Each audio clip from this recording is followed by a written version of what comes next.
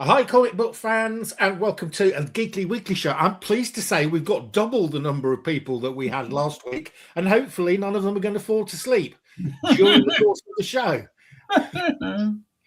We have got Terry Deadman cover show. We have got the the what do they call it? Narcoleptic Bill Field. And a rare appearance from the Grey Man, who I think his computer's sort of working. I don't know if you can hear me while I'm carrying it as well. We can I hear hear you, just a bit foggy. Way back in 1876, Grey Man invented the computer. We can hear you. Very Kyle's good. Here somewhere. Triple G, evening Triple G. How the devil are you, sir? Big Lyle's here. Big Lyle did a video showing Alice Kyle's at the hairdressers. What? What for? What's he having done? Having one of those moustache hairs trimmed? Yes. I think he must have gone with the missus. Well, let's hope so. Right. Okay. Bill, you were showing us something a bit special there a second ago before we were on camera. Would you want to show us again? Yes, but I'm not unzipping my pants for a second time. No. Okay. Wah. So I picked this up last week. That'd be a good thing. And it's Flash number 3. It's the third appearance of the Flash. He's real little on this cover. Then, of course, Hawkman, third appearance. First appearance of the Whip, I believe, and first appearance of the King. No, Whip had already appeared. First appearance of the King. And also the third appearance of what other JSA member? Are they on the cover? No, they're not on the cover. They're inside. So Green this Lantern? Is what? Nope. Nope. I'll say you come up with who it is. I'm not giving you a hint or anything. Say you. It's the lightning guy. Say you. It's Johnny Thunder. You're halfway there, Gray. Halfway there. Johnny Thunder. Johnny Thunder. Yes. What is it? Johnny Thunder. Johnny Thunder. Yeah. And then I also picked this up with it. Sorry, Bill, what year is that? Believe it or not, this is 1940, so it's 86 years old. That's the It's hard to believe that the Flash is 86 years old, but he is. And then this came with it. This is the number 54. And it's amazing how simplistic the covers were back then, considering this was number 3 and how great it looked. But then they somewhat dumbed things down, and you got to this point. Yeah, it's a bit clunky. It's clunky. But it's, 1945. What can we expect? So, there you have it. That was my big haul from last week. Well, in 1945, we could do various things like defeat the Third Reich. I think we could come up with a decent comic cover, or we just hit them over the head with a bottle. Yeah, true. But yeah, and so I did that. I sold my 9/8 Omega Men 3 today for a nice little profit. But I may be the fool, because when Lobo appears in Supergirl, it may, go sky high, but I doubt it. But we'll see. You never know. You never know. Never know. That's very nice. I've never seen a Flash number 3 before. Well, first one I've seen in person, and my friends who have really high dollar comics, including early actions and stuff, they don't even have a Flash 3, so I feel pretty great about this. Even at a 2.5, I'm pleased to have it in my collection. Well, yes. But it's an 86-year-old comic, and the paper they used back then was crap. So I would never. This is one slab I would never crack. because I mean, no telling how much damage I could do. No, exactly, Kyle. Yeah, don't crack it open, Bill. I will not crack it open. You have my word on that. I promise. So, but that's what I have to show right now. But I'll go find some other stuff. That was a good start. It's only going to be downhill from there on, I think. I know. I don't have anything better. So I mean, unless I have better stuff, but better because of condition and history, not better because of. Lyle is lying. Yeah. I want to see Mark's 40 comic who's crap shelf video. I want to know what's in that 40 crappy comic box. Crappy comic box. I don't know what you're talking about. Crappy comic box. Yes. Well, there's probably quite a few coming your way when I finally get to the London Comic Mart again. Cool. Dare we ask a price on the Flash? It's not for sale. No. How much did you pay for it? Oh, I got a steal. He's not telling us. He's not telling us Triple G. I'll tell. I bought both of these for $800. Wow, that's a great price. Wow. Yeah. Ridiculous. I got very lucky. Did you have to provide any special favors, Bill? No, he just shot him. $800. That's special enough. But I also realized when he gets a little bit more in the green, so to speak, he might want to pick these back up from me. But I'm becoming really attached to this Flash. It's just so cool. It's one of the few non-superhero covers of the entire run, so that makes it even more special. And it's number 3. It came out 86 years ago this month, and it has got floating heads. Is it the first floating heads cover? It could be, but I doubt it. I doubt it, but it could be, but I don't think so. I think More Fun did it before. Okay. Yeah. But hey, that's a good catch. Very good. Right. Okay, Terry. It is time for the Superman stroke action comics of the week. Yes. Now, somebody in the chat, pick a year and pick a Superman or Adventure Comics. You can't go further back than 19. Action. Yeah, can't go back further than 57, but from 1957 to the present day, unless we've done them already. And we've done quite a few. Yeah, we have done a few, but still lots to go. Oh, yeah, there's many hundreds to go. Not hundreds of years, but hundreds of comics. Yeah, you haven't picked a year. You pick a year. What, me? Yeah. Great. Go, Terry, go. Go, Terry, go. Well, I have to pick 1957 action, won't I? Fine, let's have I guess you would. 1957 action then. I'm going to shoot off now. I might come back later. Okay, see you, great. Cheers, Bye, Greg. Love you, pal. Good to see you.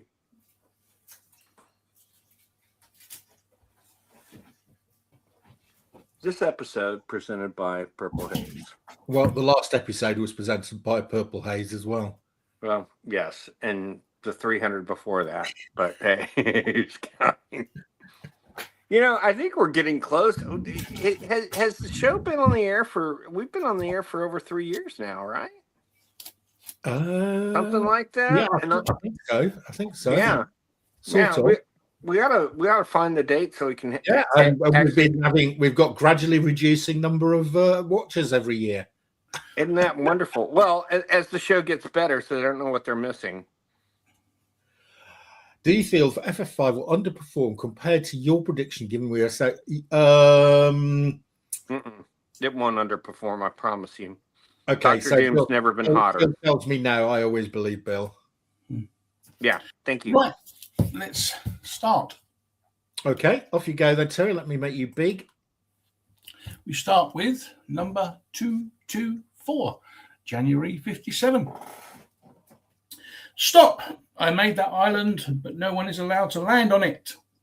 The secret of Superman Island.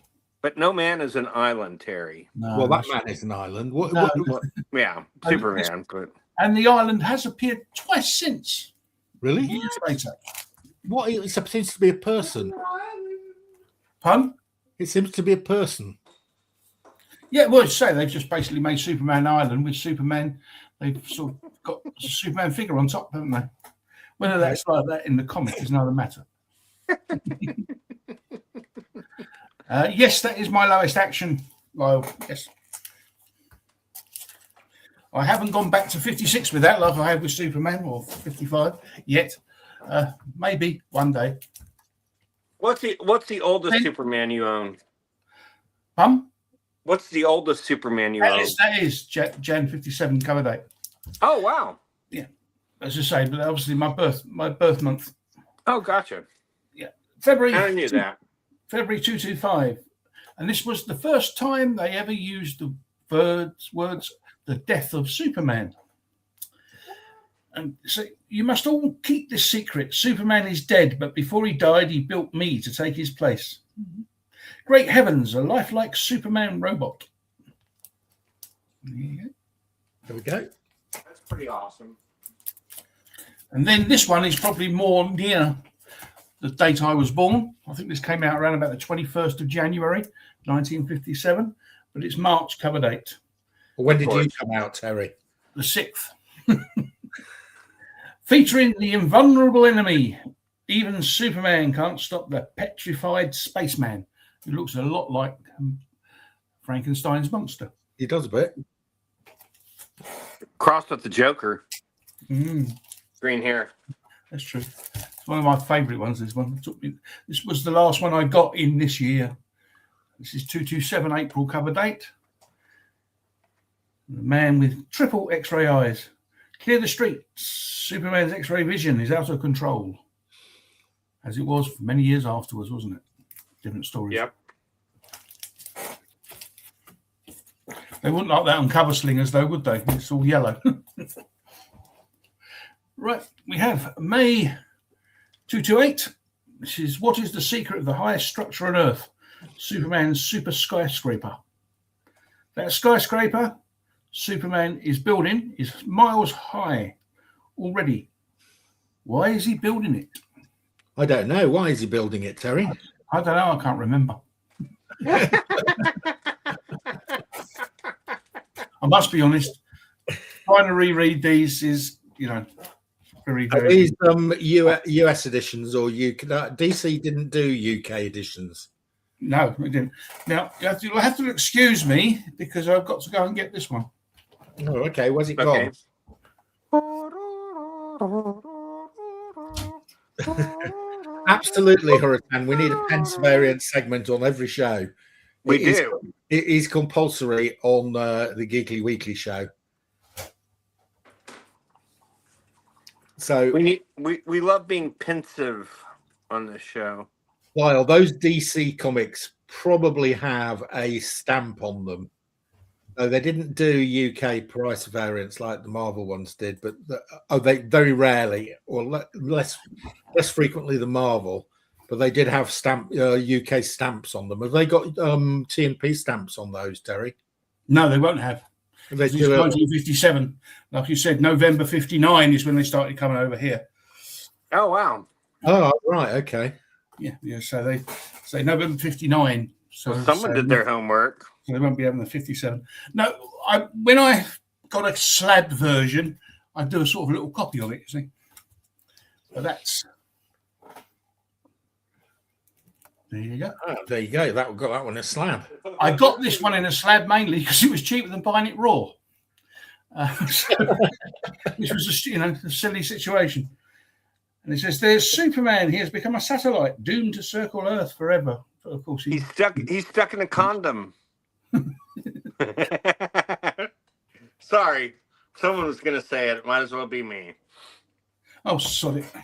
Just a second. But the question is, Bill, whose condom? Obviously, somebody from Texas because it's always bigger in Texas. Always bigger in Texas. Yes. Well, it's definitely what they call the magnum size, but super magnum size. Here he is, back with more. First of all, we got 230. In this issue, Superman loses his powers. Uh-oh.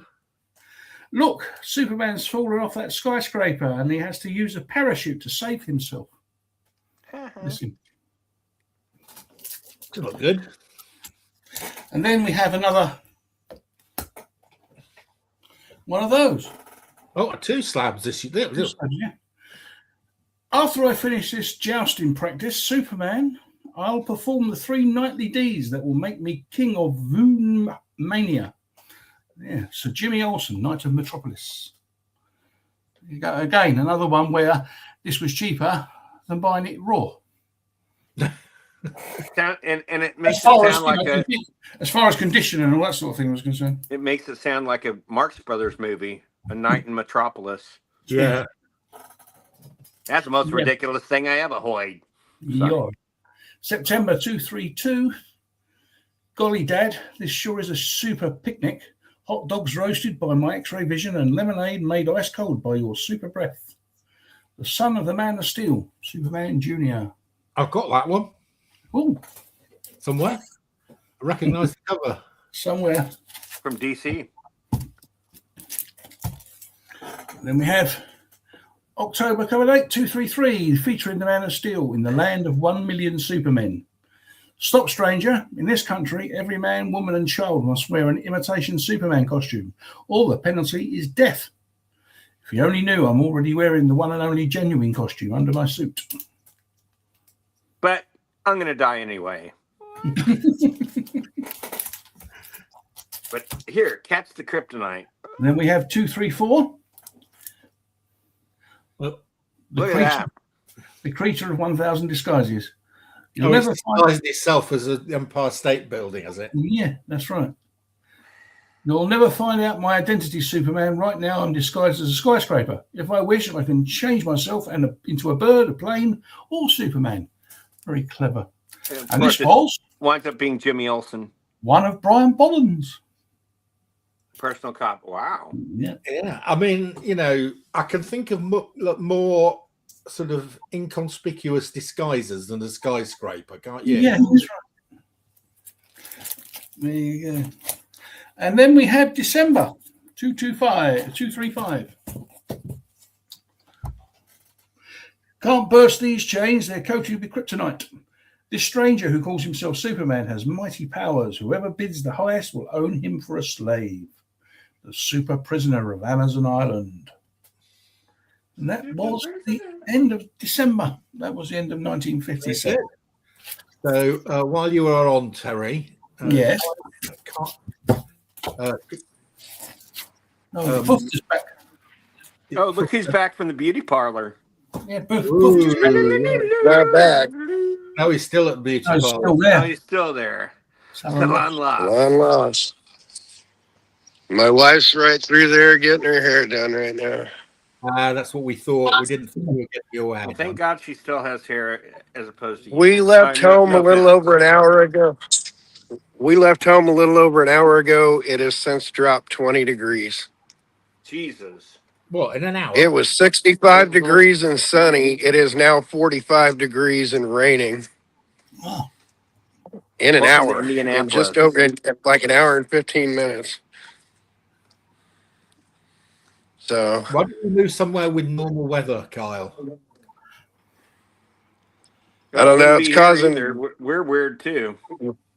We're on the cold front of this thing pushing down. It's pushing tornadoes down in Tennessee now. So I've been lucky to be stuck in the middle of these things. That tornado thing I showed pictures of yesterday, That that killed 2 people in Indiana. That killed 2 people as soon as it crossed over in Indiana. Why that dumbass guy is filming and his wife says, "Get down to the first floor." It's minus 10 in Canada by the looks of it. Yeah, That's you're true, Lyle. Kyle. Thank you, Lyle. Yeah, it's going to be 35 degrees tonight and 4 hours ago, it was 70 degrees. The temperature cut in half in one day. Okay, guess the temperature in San Antonio right now. 68. 73. 81. Hmm. I know. But climate change isn't real. So let's get off that subject. It's real. Yeah. It's real. It's real. It's not real. Right. Real. But it is.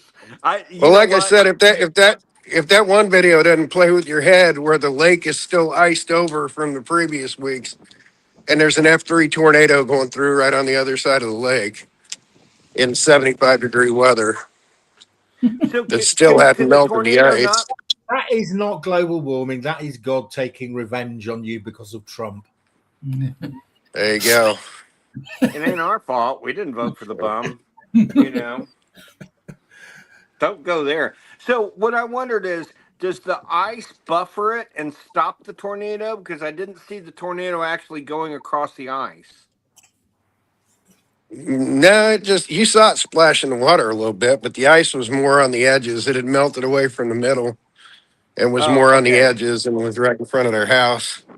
But it was still melting away because of that long freeze. Right. So, Lyle, I'm sorry, but 24 inches of snow? That's 2 feet, man. Yeah, I mean, you guys just don't know you're born. We've got drizzle.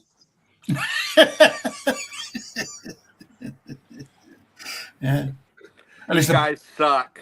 and it's the Yeah. worst drizzle you can see. You know what cracks me What's up the is best drizzle, I should say? you guys say, "Oh, we have horrible weather over there," and you're out picnicking in it. I don't get it. I mean, it's a foggy day in London town. I know every day, but still, come on, guys. It was foggy yesterday. well, Was it really? I wanted to get on the same time Gray was on, but I had to run to the loo, so I couldn't get on before he did. Then last week I sat in the background while the doctor was probing me. So you guys lucked out there.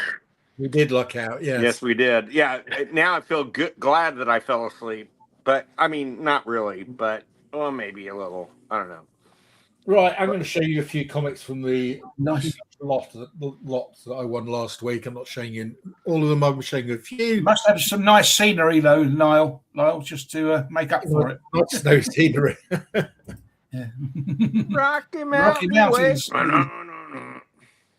All right, so I'm going to start off with something I hadn't really appreciated before, but I'm really, really keen on these now. It's Herbie. Who got you started on that? Was it me? Well, it might have been. I've always been interested in Herbie, and then I read an article with Alan Moore in which he said that Herbie was his favorite comic of all time. It is the most surreal. Here, I'm going to tell you something really interesting. So, the guy who created Zippy the Pinhead, Bill Griffith. Yeah. Bill was tripping his balls off and drinking and everything in early days of college in the 60s. Believe it or not, he didn't even know who Herbie was until I introduced him to Herbie 10 years ago. And he's like, how did I miss this? This is so zippy. And so within a month, Herbie Popnecker's name made its way into the Zippy comic strip. So I feel like I opened his eyes on that one. But yeah, Alan Moore puts him in one of his latest books called Jerusalem. So I think it's great. And there's only about there's 4 appearances in Forbidden Worlds. And then he has his own comic which runs for 23 issues, and that is it. So it's not a huge. Here's his last appearance in Forbidden Worlds. This is a great cover with Liz Taylor. Liz Taylor there. Cool. And I've never ever seen. I mean, it's got 9D on it, so it must have been on the British. Must have been here. Did you see them in your early time? Originally? No, I never saw them at all. No. But they obviously were distributed in the UK. And I first read Herbie, believe it or not. The first Herbie I got, I was probably between 12 and 13, and I couldn't wrap my head around it. I was like, who came up with this? And then By the time I entered my late teens, I had a huge love for Herbie because it was just what a great comic. Just so Yeah, weird, I've so actually read a few surreal. of these. It's rare that I read comics. I've now read about 3 or 4 of these, and they're really great. You know, they're really, and so Herbie is now in the public domain. So I've actually thought about changing my idea from what the comic is I'm putting out this year. I may put out a comic called Herb P. And Herbie is retired. He's gray haired, still looks like Herbie, but his son is basically the same asshole his dad was. And his son oh, looks right, normal. okay. His son will look normal and say, "Oh, whatever, boomer," and all that crap. And then Herbie will go save the day and come back, and he'll go. The more things change, the more they stay the same. That's quite a good idea. But I do think I'm going to do that because I love Herbie and I love Ogden Whitney. Ogden Whitney was amazing, and sadly he died in an asylum. Yes, he did. Yeah. This is so. In this auction, there was a Herbie lot as one of the lots, and it virtually got the 2 Forbidden Worlds, and then about 20 of the 23 Herbies. Wow! I got them for 50 quid. Holy crap! So someone didn't know what the hell they were. Well, nobody knew what they were. That's about $800 worth of books. Well, that by itself is 150 quid. Yeah. The number one. That is Herbie number 1 in quite a high grade. A great grade. I love that. That's beautiful. Can I give you 50 quid for them? I'm not selling them. These are not for sale. Not for sale. All right. List number 2, I think he's near mint. Oh, that's gorgeous. Mystery Man and Captured by Police. And someone actually went back and did a motion comic kind of thing with Herbie, and it's hilarious. You can find it easily on YouTube. So yeah, it's Herbie, not herpes. Lyle always has such wonderful suggestions for us. Thank you, Lyle. Yeah, so I'm now going to. Well, I don't have to do a lot to complete my Herbie collection, to be honest.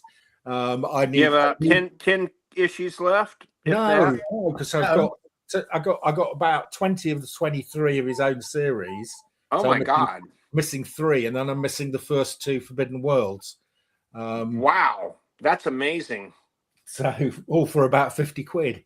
So it doesn't get better than that. They all look like the ones you've shown, they all look lovely. So great. Yeah. Right.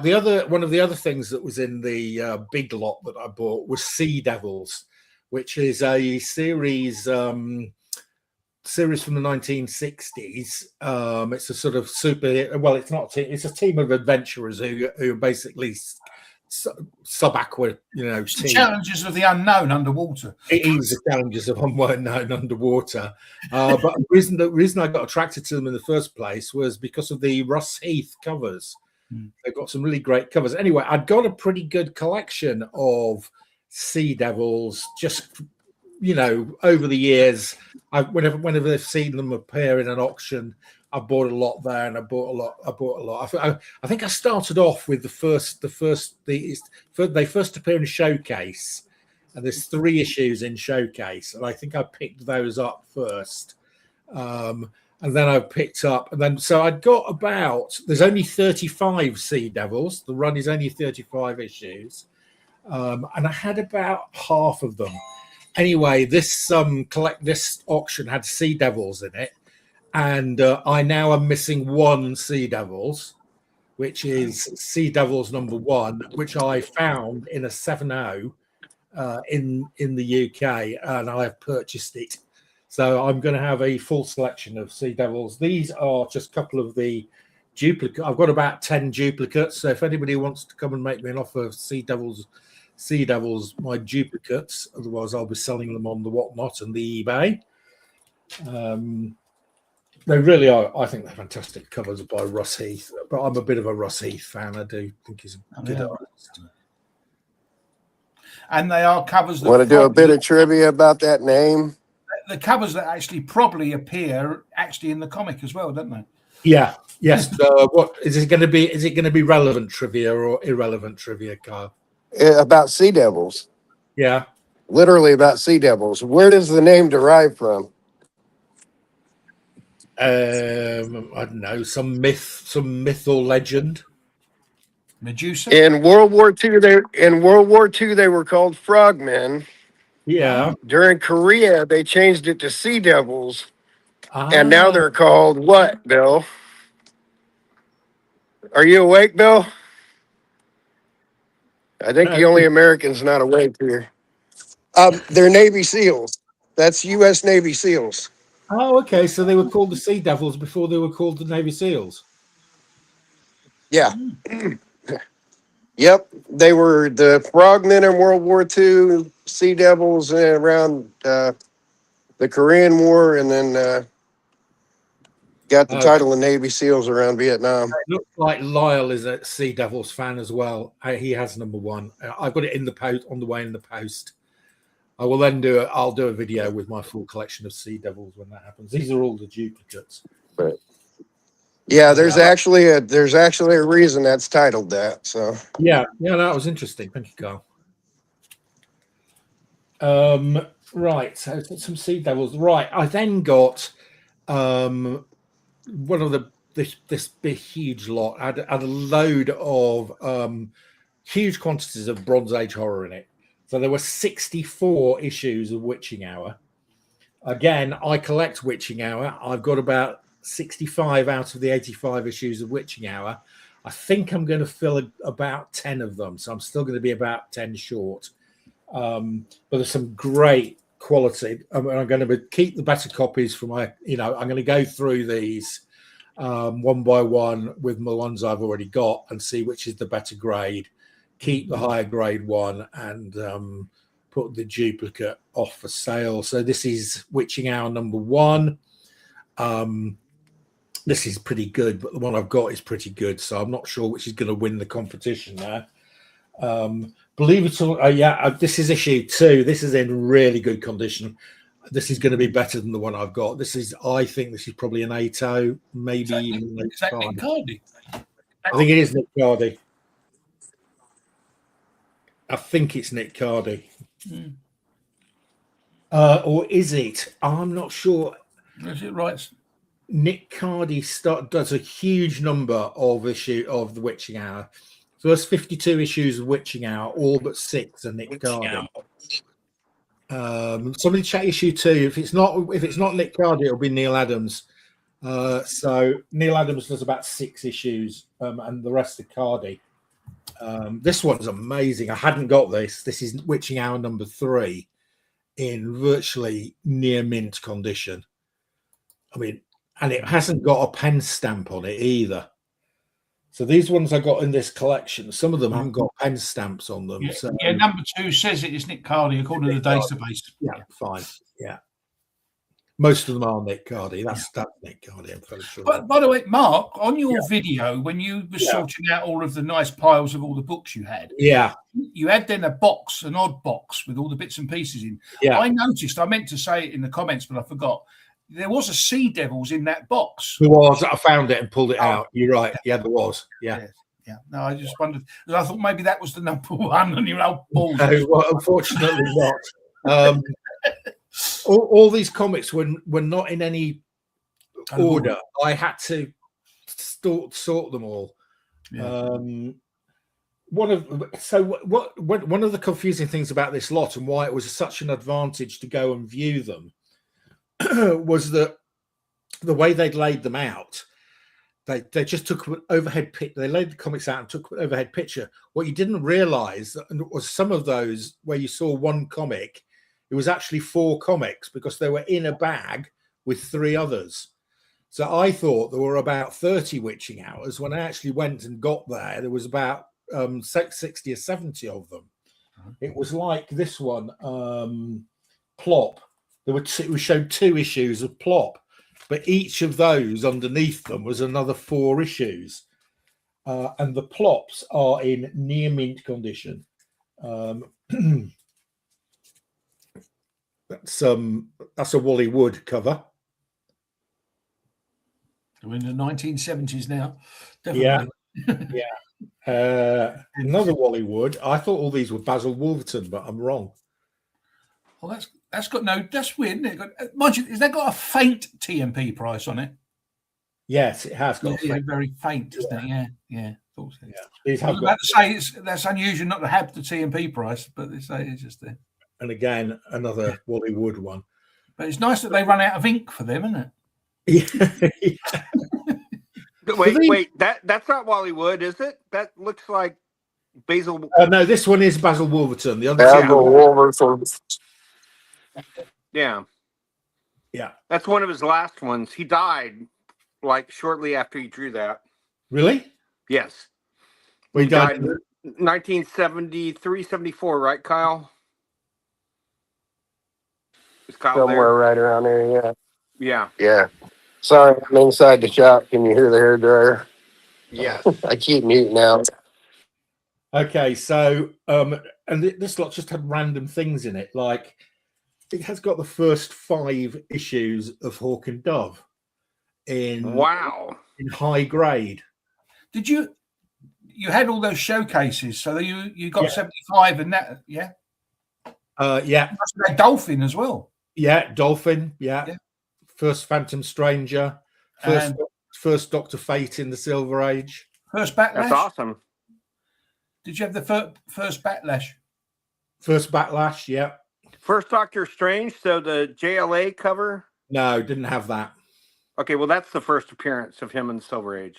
You mean first solo appearance? Yeah, Doctor Strange. You mean Okay. Dr. Fate? Dr. Fate, sorry. Fate. It's a green cover with Our Man. Right. That's great. And was that Brave and the Bold? No, No. Showcase. Showcase. Oh, it's Showcase. Oh, it's Showcase. Oh, that's odd. Yeah, Brave and Bold was Spectre and Flash, I think you're thinking of. Yeah. Yeah. And that one. Yeah, I love that cover. That is my favourite cover of all. It's a great cover, that, isn't it? I like that cover. It's Gil Kane. Out of sort of like, if you put it in a top 10, top 10 covers of ever, that's definitely in it. Oh, that's in your top 10 ever, is it, Terry? I don't think it's in mine, but definitely. I do think it's a good cover. Beautiful cover. I love that cover. That's the reason I bought that set again, sort of thing, because obviously it was one I had sold and I bought it again, and it was mainly to buy that cover. There we go. Lyle's coming up with the goods. Basil Wolverton, 1909 to 19. Very collectible now, Basil Wolverton. Very. To 78. I don't think he made it to 78. 69, that is. No, I think he made it to 73 or 4 because he died. Well, if he's 1909 and 78, that's 69. I don't know. I'm not sure about that. Oh. There's a load of these in there. Guilty. Justice Traps the Guilty, number 1 from 1954. It's the Thorpe and Porter UK version. Wow. Yeah. There were about 7 of these.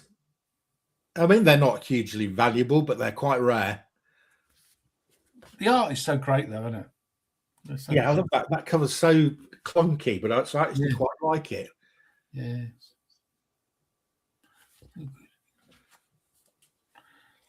I also picked up these because they were cheap. That is the first appearance of the Grim Reaper. That never win anything on cover slingers. Well, that yellow look. I like yellow covers. I do. Who is Grim Reaper's brother? Power. What's his name? Not Power Man. The one Kyle. Wonder likes. Man. Wonder Man. Yep. The one there's a really good television series of which Kyle Yes, except Kyle didn't like it. Kyle hated it. There's a new number 1 coming out, Kyle. Wonder Man. It's called Ha Ha Ha, he's black now, so shut the fuck up. I'm kidding. It's not called that, as far as I know. First Man-Ape. M'Baku. Man-Ape. You've got to use the politically correct term now. What? It's not politically correct to call him Man-Ape. Well, okay. But they even called that him, actor. they even called him a man ape in Black Panther 1. So Yeah, you know. that actor Winston Duke. You talk about perfectly cast. Oh my God. Oh my God, isn't he Oh great? my God, Oh that my guy was gosh. amazing. So they Absolutely are amazing in that role. they're recasting. they should have had him as the next Black Panther, not. Well, they're recasting T'Challa. Are they? So in Black Panther 3 there will be a T'Challa Black Panther. Okay. So I'm not quite sure why they did that, because I thought it was honoring Chadwick Boseman. But oh wow, look, it's a Right? Pence copy. Origin of Well, T'Challa. but Black Panthers are generational, like his dad was. So having another one's just natural progression. Right, but so far there's never been two at the same time. So Siri will have to Well, um when the step explosion down. happened, you got to realize this. When the explosion happened, his dad still was Black Panther, and then they actually canonized it in the cartoons too, Oh, okay. and in the What I If. didn't know that. So Oh yeah.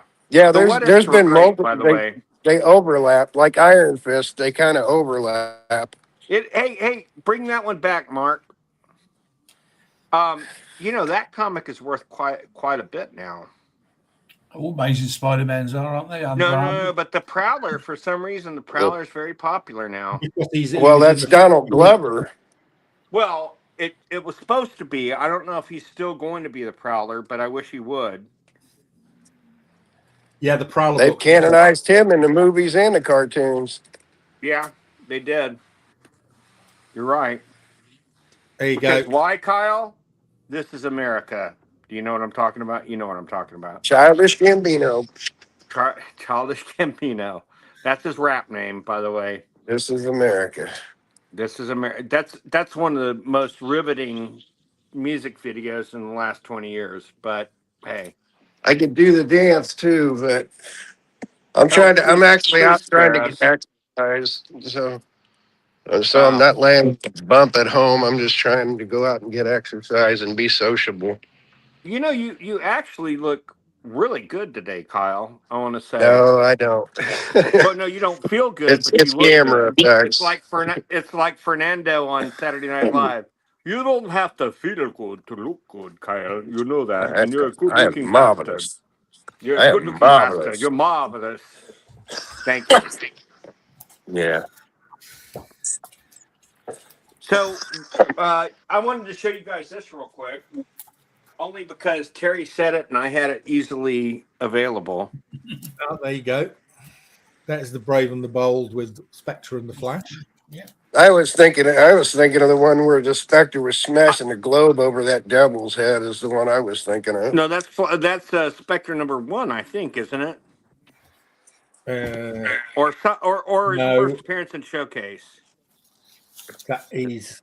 Now, here's what's weird. This is Infantino, but for years I thought it was Neil Adams because it looks so trippy. It looks kind of like Neil's style.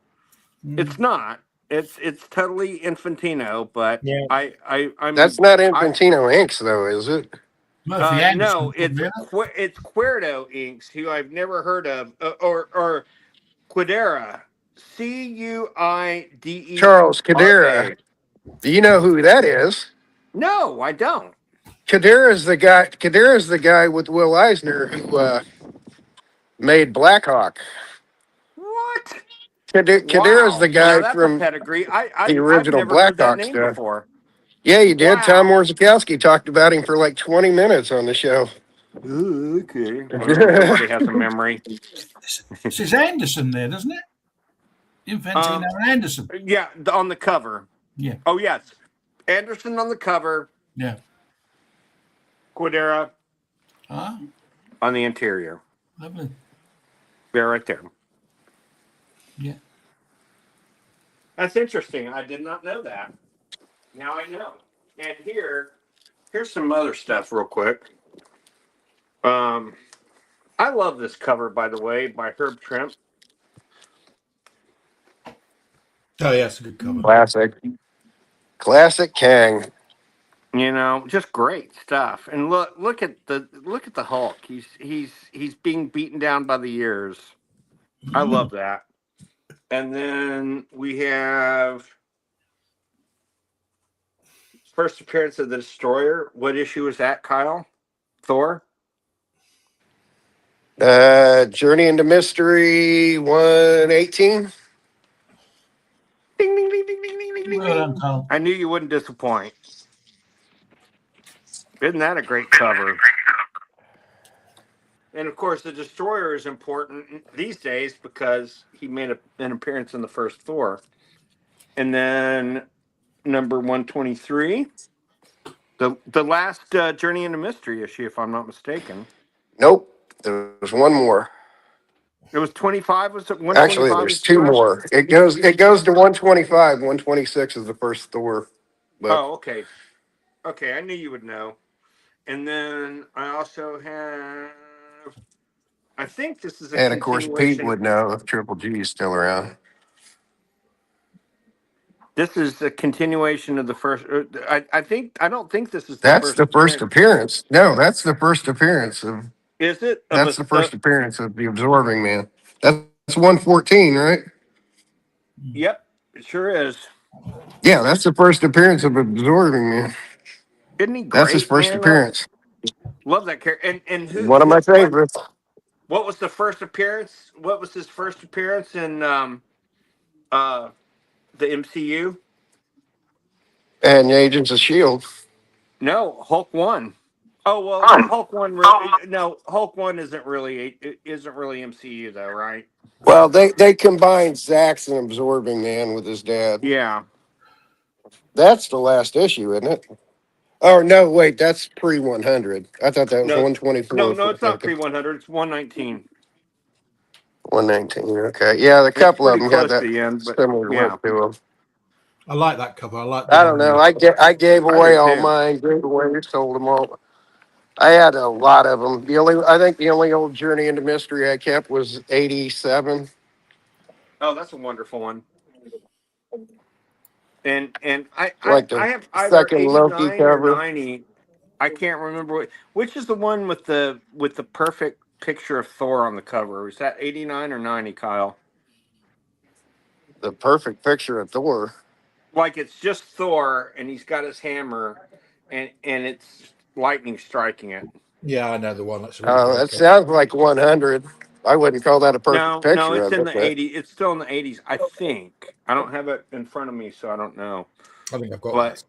I bought that one from Mike as well about a year ago. I love that cover, by the way. It's one of my favorite Thor covers of all time. But I'll go find some more stuff. But guys, keep showing your stuff real quick, and I'll go find some more. Don't fall asleep, Bill. Oh, I will not today, fucker.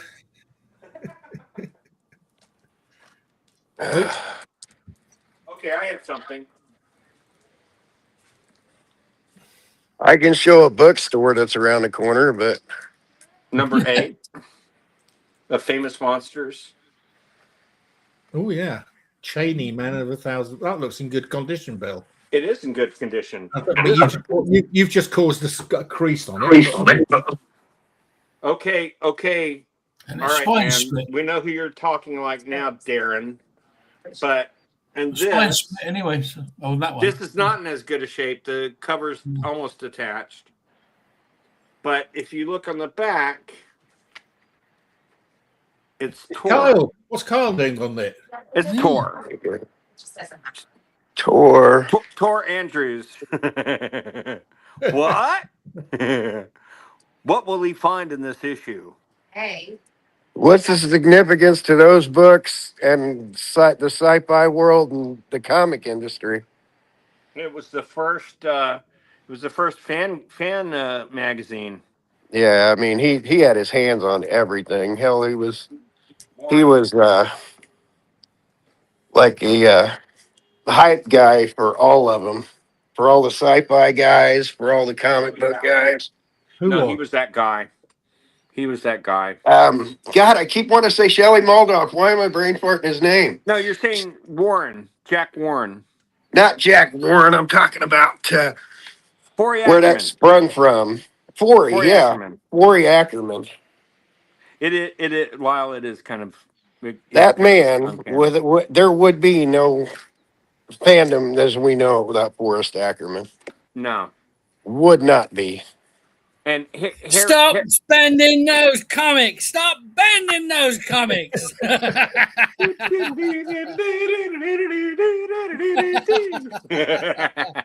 Bill, so Bill and I had a discussion on how can we get Darren to come on again.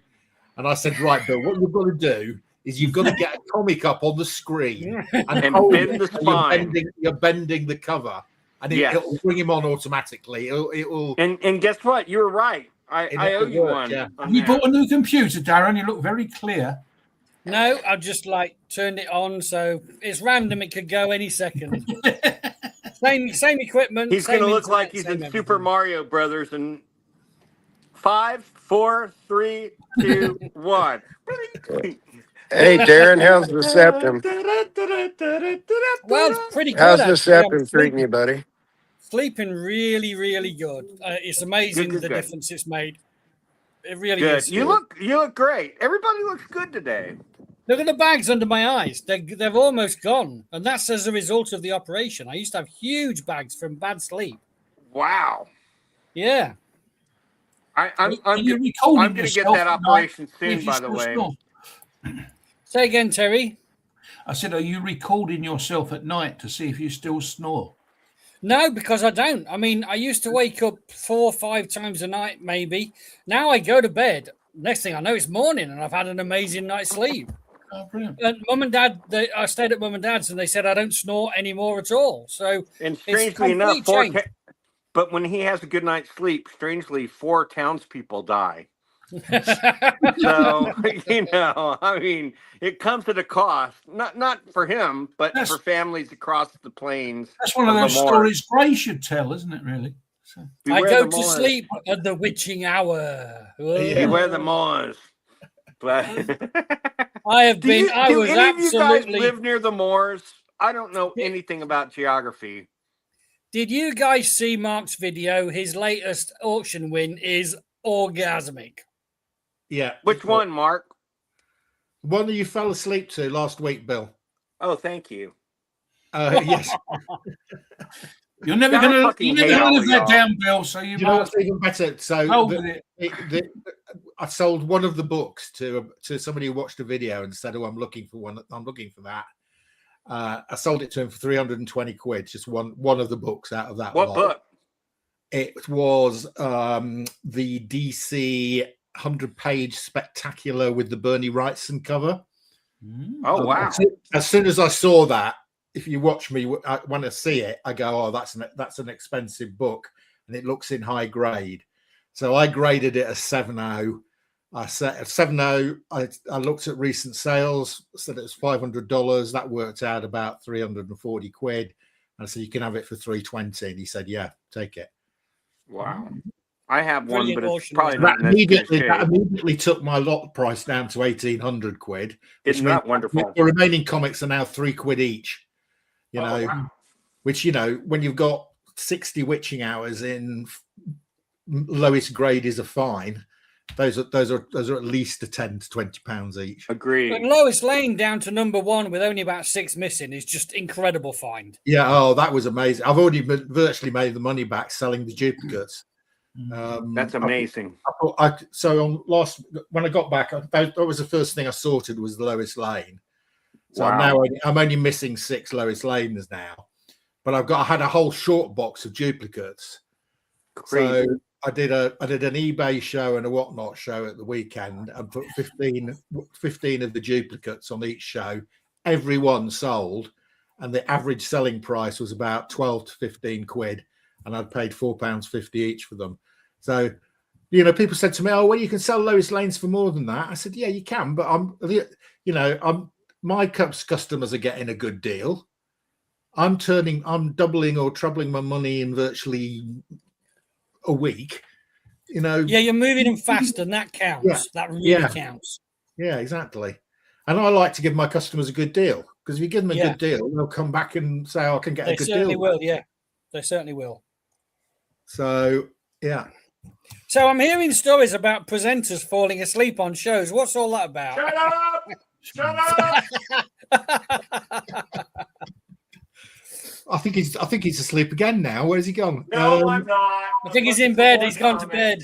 What happened last week? It was one of our best shows ever because it was only me and Bill. It was a great. I did great when I was away. Yeah, great, Bill. And then I started showing the auction lots that I was going up to bid. And then I'm like, and I'm so interesting that halfway through, I didn't notice because I was not looking at the screen. I was looking at the auction lots, and it all went very quiet all of a sudden. And anyway, I carried on for about 4 or 5 minutes, and I went back to the main screen, and Bill wasn't there. So I thought he's buggered off halfway through me talking about. No, my phone fell out of my hands. Is what happened because I was holding it up. I don't know why I decided sitting up in my bedroom would be a great idea, but it was the worst idea I've made recently. So, Dead Man, is that you commenting, Terry? I'm just talking to Lyle while you're a weirdo. You shouldn't comment when you're on the show, dude. And that's bad. That's bad form.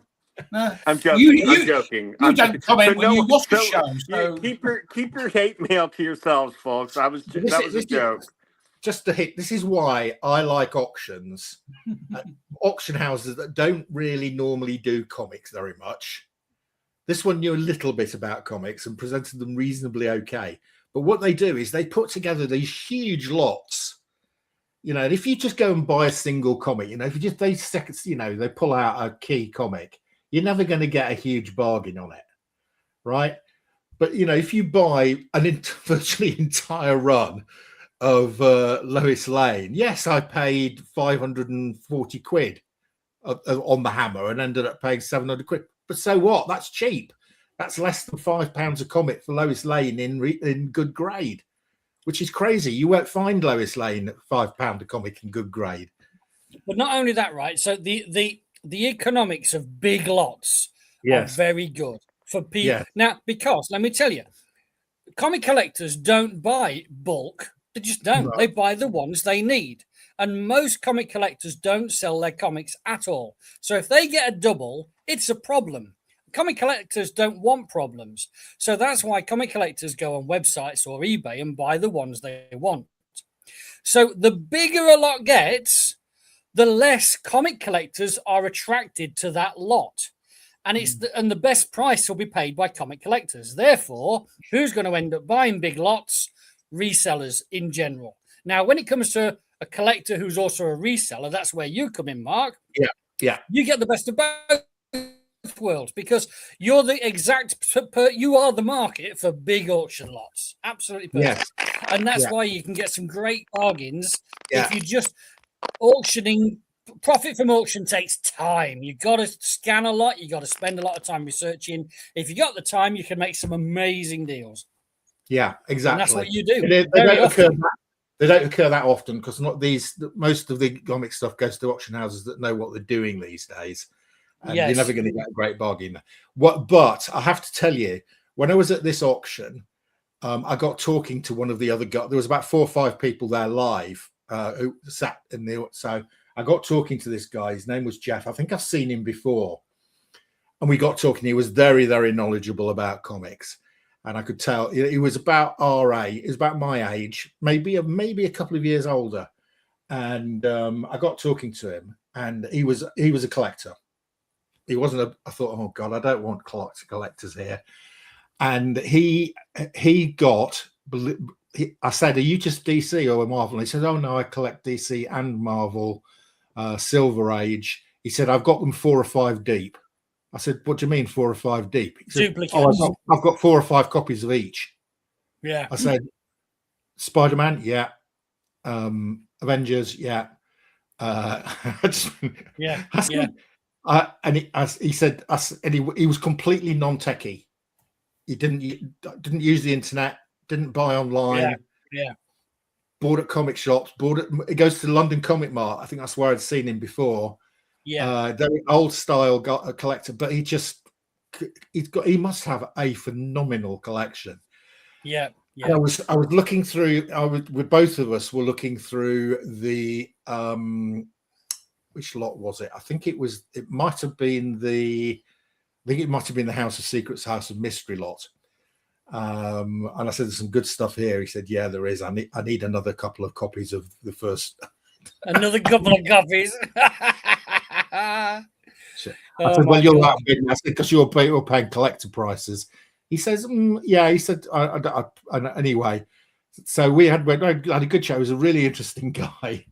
And I said, what's going to happen when you pass on? I said, because you've got a phenomenal, it's huge value in your collection. He said, yeah. I said, have you got any relatives? He said, I've got a niece and a nephew, and they'll get them. And I said, are they interested in comics? He said, no, not at all. And so do you know what's going to happen? And this is the horror story, right? Is that if inherited comics to people who don't know what they are, now all the time that their granddad, dad, or whatever has been saying, I've got some comics, they're worth some money, they've always been going, no, they're not. They're only comics. How can they possibly be worth any money? So when they inherit them, they just want to get rid of them as quickly as they can because it's a problem. And so they'll ring up a couple of comic shops who will buy them at pennies, and that'll be the end of that collection. And that is the tragedy, but that is probably 75% of what happens to inherited comics. Yeah. So I told him that, what I'd done was arrange for you to sell my comics at a commission when I pass on. So he said, oh, that's quite a good idea. So anyway, the House of Mystery, House of Secret lots come up, which was one of the ones I was targeting. And it ends up just being me and him.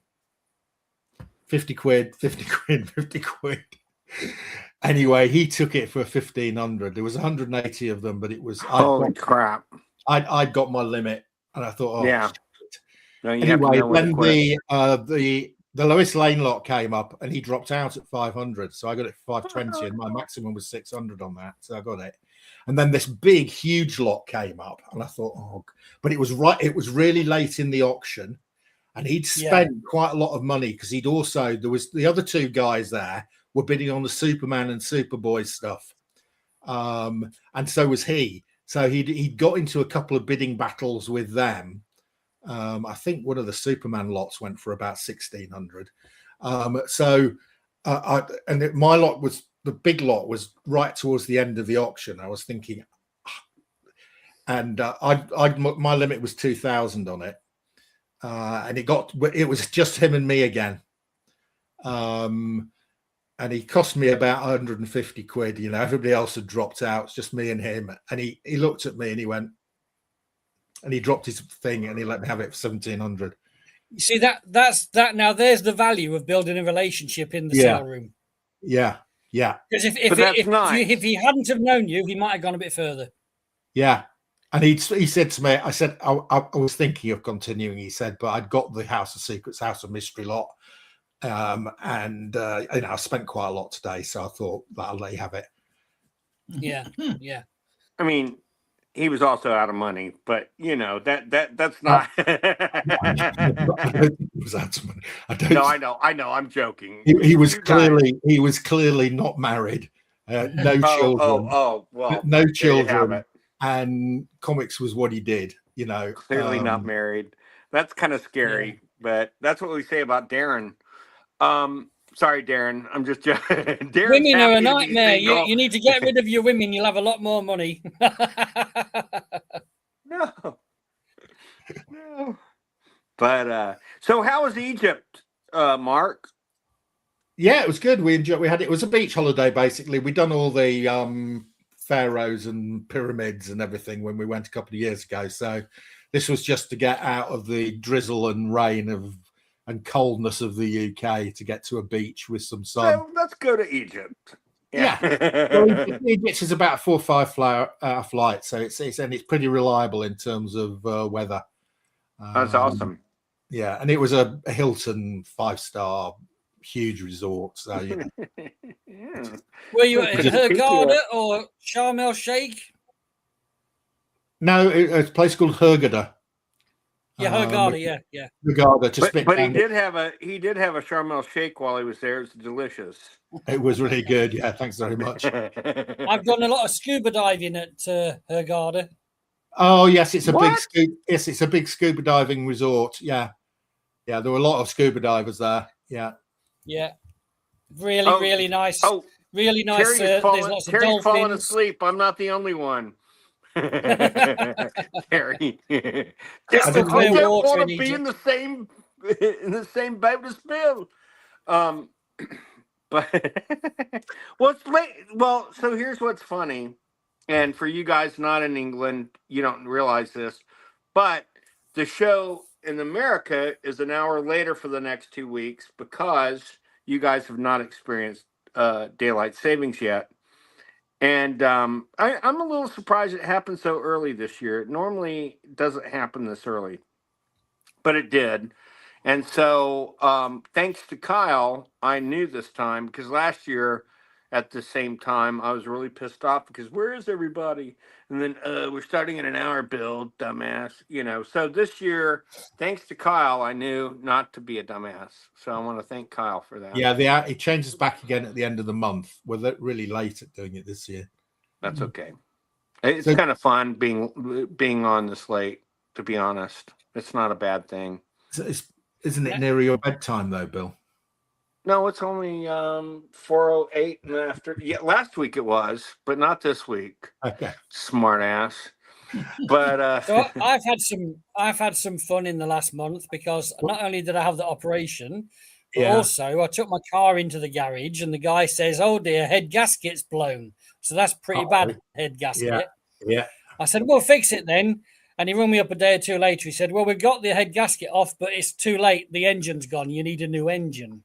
Oh, holy! So he got me a new engine. I said, "Go for it," just because I have shitty cars, so it was like a shitty engine. So he said, "Get a new engine then." So he gave me a courtesy car while I was having the new engine done. And then about 2 or 3 days later, the courtesy car broke down. Oh my God! So then we swapped them over, and he gave me my car back, but it had an orange light on it. And so then I had to take that back in. So at the minute, I've got his courtesy car. He's sitting outside on my drive, broken down. My car's been given back to me for the second time, but it's clouds of smoke coming out of it every time I drive it, and oil light and stuff. And it's got an MOT due. So that's going back tomorrow. And he's going to give me another courtesy car. So good luck with that. I'm having a nightmare with cars this month. It's absolutely horrific. Have you thought of trying a different garage? Well, yes, of course, there is always that. But I've been with this garage for 7 years, and they've always been like really good. And I think I still think he's really good. He's very fairly priced, and he's always been wonderful. And it wasn't his fault, per se. He didn't know he was giving you a bum car. No, I mean, look, he also has had a rough month because he's been diagnosed with heart problems. So when he's not working on my car, he's at the hospital. Jesus! Somehow we'll get through it. You'll make it. You'll make it, mate. He's probably sat in his little office in the garage and he sees you coming and he goes, "Oh my God, it's coming back!" He goes, "Oh, my heart!" yeah, absolutely. So anyway, so actually, this is the last thing I needed because I need to buy 20,000 bags and boards. So I've had to buy a new engine, and things are looking a bit on the tight side at the minute. So. Guys, I've got your stacks to be worked on. I've still got some extra things to add. I'm assured by my pension provider that they're going to everything is about to get sorted out. So I should have some cash next week. So I might be able to process. That's fantastic. So I think everyone's got a stack. Yeah, I haven't finished preparing them. Yeah, you were going to send me an updated list because I've got a list from before Christmas, but you have got some more. So if you send me the update, yes, there's a good stack there, Mark, for you. I should be in a position towards the end of next week to be able to process that. And that's wonderful. I'll make sure I get that sorted. Yeah. Terry, I don't know how much I've got for you, but I remember one of the last times I was on, I said I had some Douglas Adams stuff, and someone said they wanted it, and it might have been Tempest, but I'm not sure. I think it was Tempest. It was Tempest. Right. Yeah. Does Tempest still come on an hour after the show started? Sometimes. He's a big Adams fan. Where is Tempest today? He doesn't come on till 9:30. He's at work. Oh, right. I keep forgetting. And then Bill. What car? What make of cars have been breaking down on you? My car is I can never remember. It's a Vauxhall. Is it a Vauxhall Vectra diesel from 2008, 1900 engine? I think. The courtesy car is a Peugeot 208, but the guy bought it for £100 and it didn't go. He's only bought it as a runaround courtesy car for people. And when he gave that to me, he said, "Don't worry about the orange light on it. It's only the catalytic converter. It won't break down." Oh, don't take Lyle up on his option of the 1946 Harley Davidson. You'll kill yourself. You'll have no bonus. Look, Mom, no hands. But Bill, yes. In all seriousness, I would really like to get your stack resolved. Okay. That's fine. Are you in a position to be able to figure it out with me? I'm in better position than I have been. So yeah, I will work it. We'll work it out. You know, I did it before. I'll do it again. I just have to prepare Blanca for a couple days. But yeah. Well, look, if you can work on preparing Blanca, right? We also need to have a one-to-one conversation on the phone, because we need to go through the items in your stack to make sure you want them or you don't want them. Yeah. Okay, that'd be great. And then when I know how much you're going to take of the stack, I can tell you how much discount I can give you. The more you take, the bigger the discount. Okay, that's fine. Yeah, cool. But if we can sort that within the next week or two, it would save me some headaches.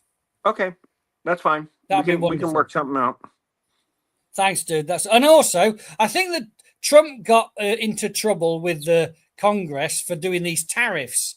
And so they took the tariffs away, but then he put another type of tariff on for 15%. But at least 15% is less than 20%, which it was. Yeah, but I hate to have to pay that much more. Right, but dude, listen, this is what we do, right? This is what we do. Tariffs are based on the value of the shipment. So we underdeclare the shipment. Now, that means that the percentage of the value of the tariff, right? So it is a lower tariff. If the shipment gets lost, right, you won't lose your money. I'll give you your money back. I will cover the cost of a lost shipment, right? So don't worry about it. That's fine. Yeah, okay. You just allayed my fears. So now, I don't know if you guys watched last week, but Mark and I watched the video that I took at my friend's house, and his compound, and he has a 17,000 square foot area just for processing comics. And he had over 1 million comics. I don't know if you guys got to see it, but he has a humidification room. He has a pressing room. I mean, I've never seen anything like it for one person. I briefly saw it, and it was like a 3-story, three-story building. It even has an elevator. It has an elevator in it. And Blanca went with me, and Blanca was gobsmacked. She couldn't believe, and I couldn't either, for that matter. Oh, Lyle. Oh, thank you, Lyle. Love you, Lyle. Not. I already have a cousin, Lyle. I really don't need any more Lyles in my life. Nah, it's fine, Lyle. You're good. I'm joking for once, but you know, so we've had Kyle and we've had Gray. What's that? I'm just going to get some wine. Okay. To pour on my keyboard. Oh, good. Please, by all means. Keyboards deserve love too. But no, it's been a crazy week. Did you see that Flash 3 I got, Darren? I did see something in the Facebook chat, and I thought, wow. Crazy, right? Crazy. Yeah. And I bought that from my mate Mikey, who I write with now, he and I are writing the book on how the Flash saved the comic book industry. You know, he needed some funds. He gave me a hell of a deal, And it's funny. Oh damn, Bill, we've lost you. It's just me and Terry Can you left. see? Oh, Hey, Can you now see me? you're back, Okay. Bill. Okay. Yeah, Alex was calling, and I'm not going to interrupt the show for Alex. Sorry, Alex.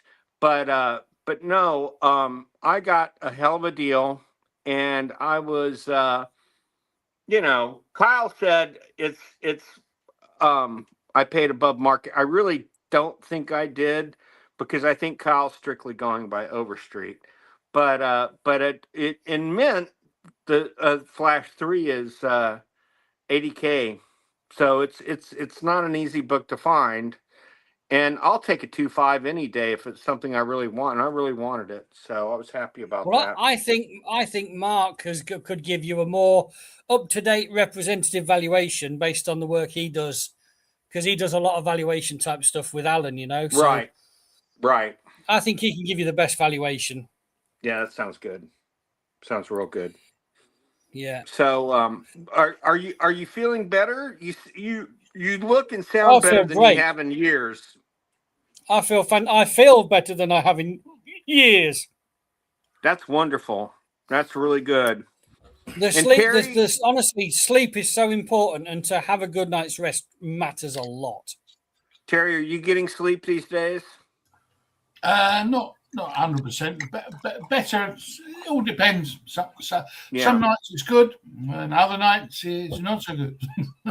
We've been where you are, except it wasn't one of us. It was our Blanca's dad. But no, I totally understand.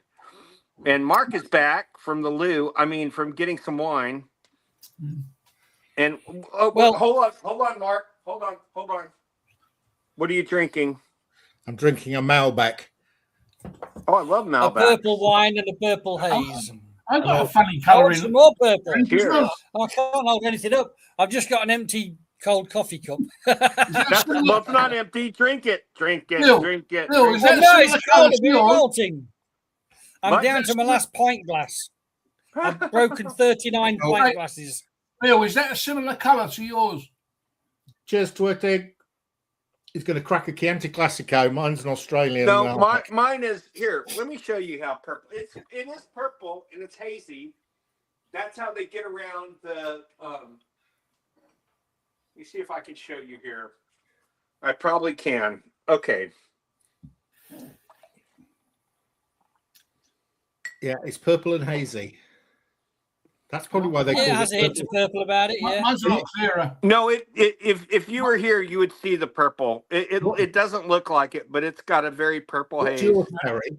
This one's strawberry and lime. Oh, it's awesome. Strawberry and lime, what? Cheers, Beer? Terry. Cider. It's strawberry and lime cider. Okay. Oh, wow. I did want to say this. I say this kind of on an annual basis, but I have so much fun on this show with you guys, and I'm grateful, very grateful for your friendships. I let Jimmy take it. No, thank you.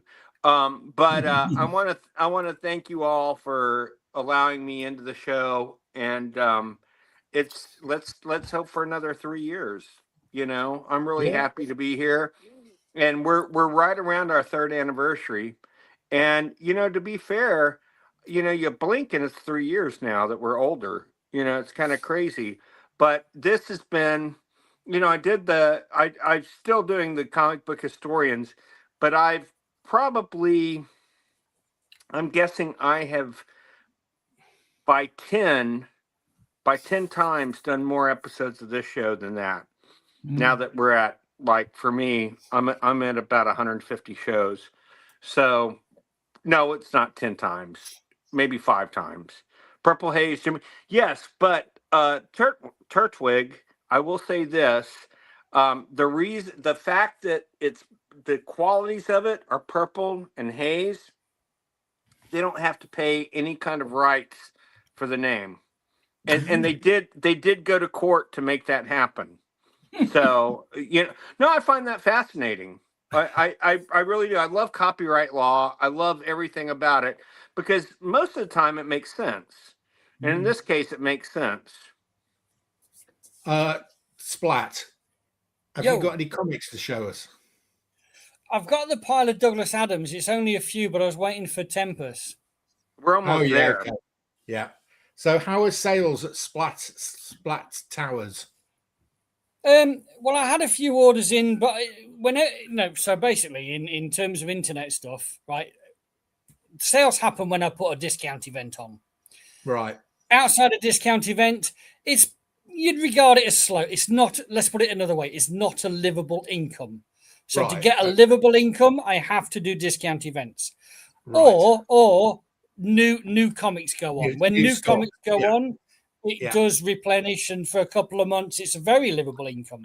But so while I'm in the processing, as you know, I don't put discount on because it's either one or the other. So I'm either selling or I'm processing. So sales wise, it's not particularly amazing, but I'm not expecting it to be amazing. However, the seasonality is December and January are normally very flat, and it picks up by about April. This year it picked up a little bit in February, which was slightly earlier than I would expect it to. So that was good. And also I think that I genuinely think there'll be activity again on comics starting from the summer when Spider-Man comes out. And then really by like next December, in like 12 months time, 10 months time, when Avengers, is it Doomsday next? I think that has a chance of reinvigorating a new bunch of people, some of whom might decide to go on the comics trail. But Marvel's not your problem selling anyway, is it? Darren, I say Marvel's not your problem. I said Marvel's not your problem selling anyway, is it really? Marvel sells very well. You want a good DC film to come out. DC I need DC to do better in the movies, for sure. Yeah. I'm going to tell you something, though, that's going to knock your socks off. We have been selling an awful lot of DC lately, and at decent prices. But DC is hot again. I mean, it's that's probably on the back of the new stuff. I mean, because the new stuff. It is far better than Marvel. And to be fair, there's a lot of utterings out there that say that because of the sale of WB to Paramount, that Gunn may be out. I hope not, because he's the only thing that's breathed life into the franchise. But he's only been there 10 minutes. You've got to give these people a chance. He's actually been there 4 years, believe it or not, since but he's got so much great stuff coming out. Yeah, but how long does it take to take something to be a mover? It's at least 3 years, isn't it? Yes, it takes a long time. And he's done a wonderful job. And it all basically started with Suicide Squad 2, which, and I'm just gonna say this, it was head and shoulders above the first one. The first one wasn't bad. It was way better. Yeah. But it had so much potential to be better. That was not largely Gunn. That was already in the bag. That was already in the tin when Gunn arrived. The second. I would say Superman was Gunn's first. The second one was all Gunn. Oh, was it? Okay. It was all Gunn. Yeah. The first one, it might have been all Gunn. It might have been all Gunn, but I don't think he had full control of the range. He did. That's why you had Polka Dot Man. Did he? Arm fall off. Total control. Yeah, and that's how DC knew they had their man to take over. No, it was honestly all Gunn. And I have to tell you, that was a wonderful way to bring Starro into the DCU. Of course, they kill him at the end, so we may never see him again. In and out. We may see him back. Well, but it was just was just like you know what? You don't need to resurrect. You don't have to resurrect villains because there's so many villains out there. You can make 100 films and never have the same villains. So there's once they're dead, they're dead. And I have to say, I don't know if you guys seen Wonder Man yet? I've seen it, and I know that Kyle's been losing his shit over it. I thought it was a perfect series. I watched it in one sitting. It was absolutely brilliant. And you guys have so many great actors over there, and to have him playing Trevor Slattery, it was just reprising his role for the fourth time, if you count that little mini film. But you have to say, this guy, he deserves an. Oh wait, he already got an Oscar 40 years ago. Okay, but but he's an amazing actor. He's just Ben Kingsley he's great. He's a proper and actor.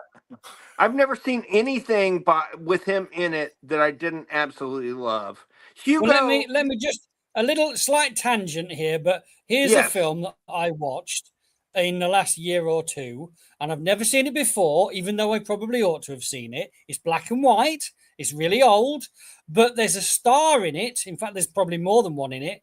And I didn't realize that that person was in this film and had such a big role in it. I'm sure you will be able to get it, but here's my question. Who is the star?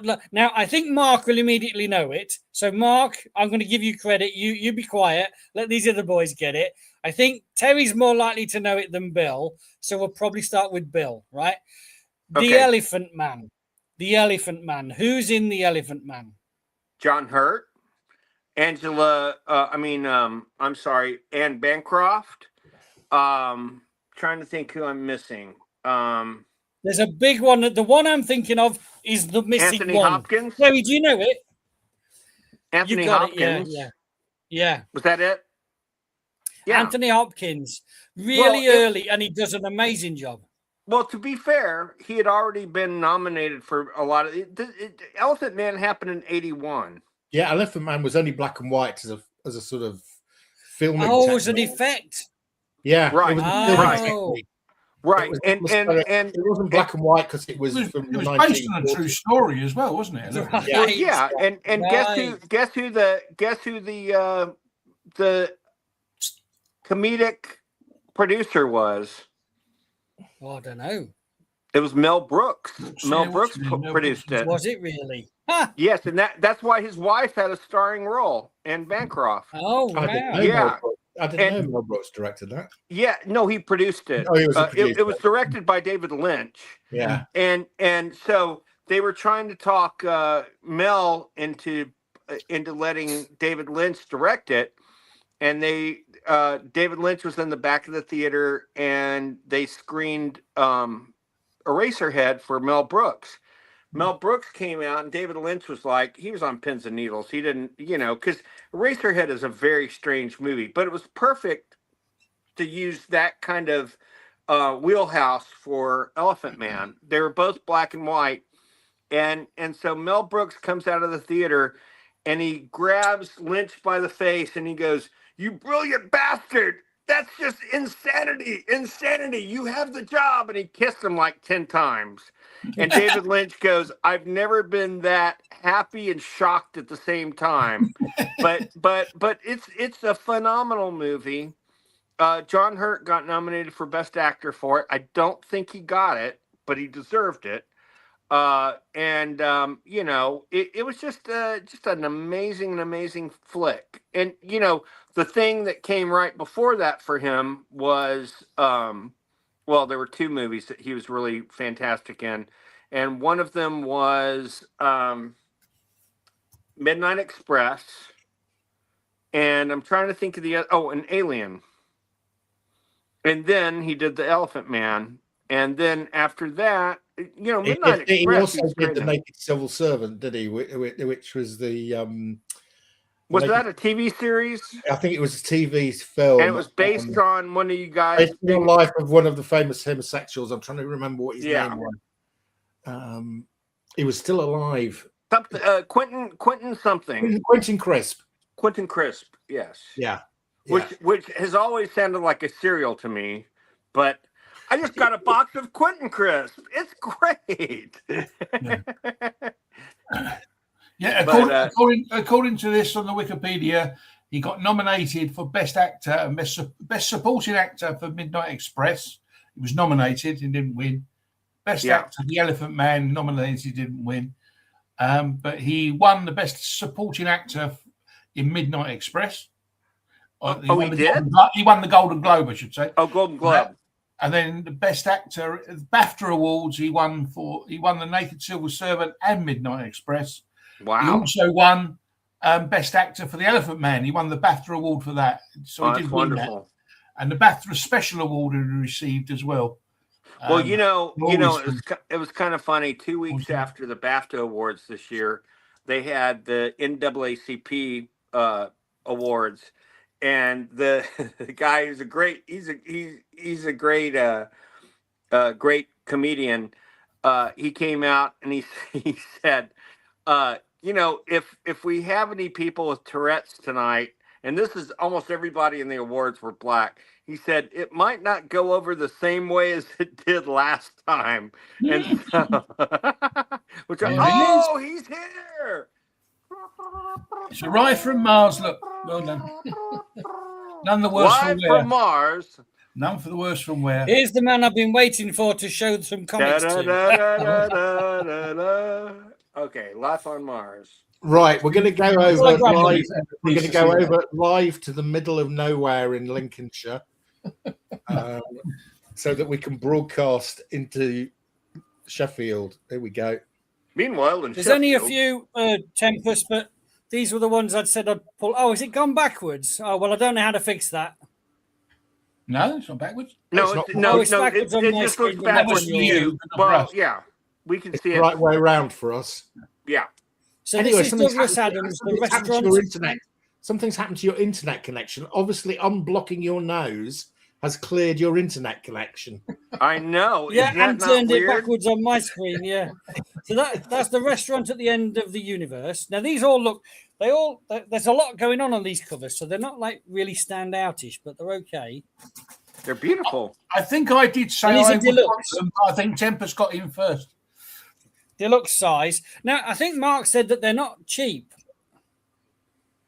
No, they're very cheap. Well, to be honest, they're not like £3. I've got them all anyway. So if you want them, Terry. Oh, it must have been Terry who wanted them. No, it must have been Terry then.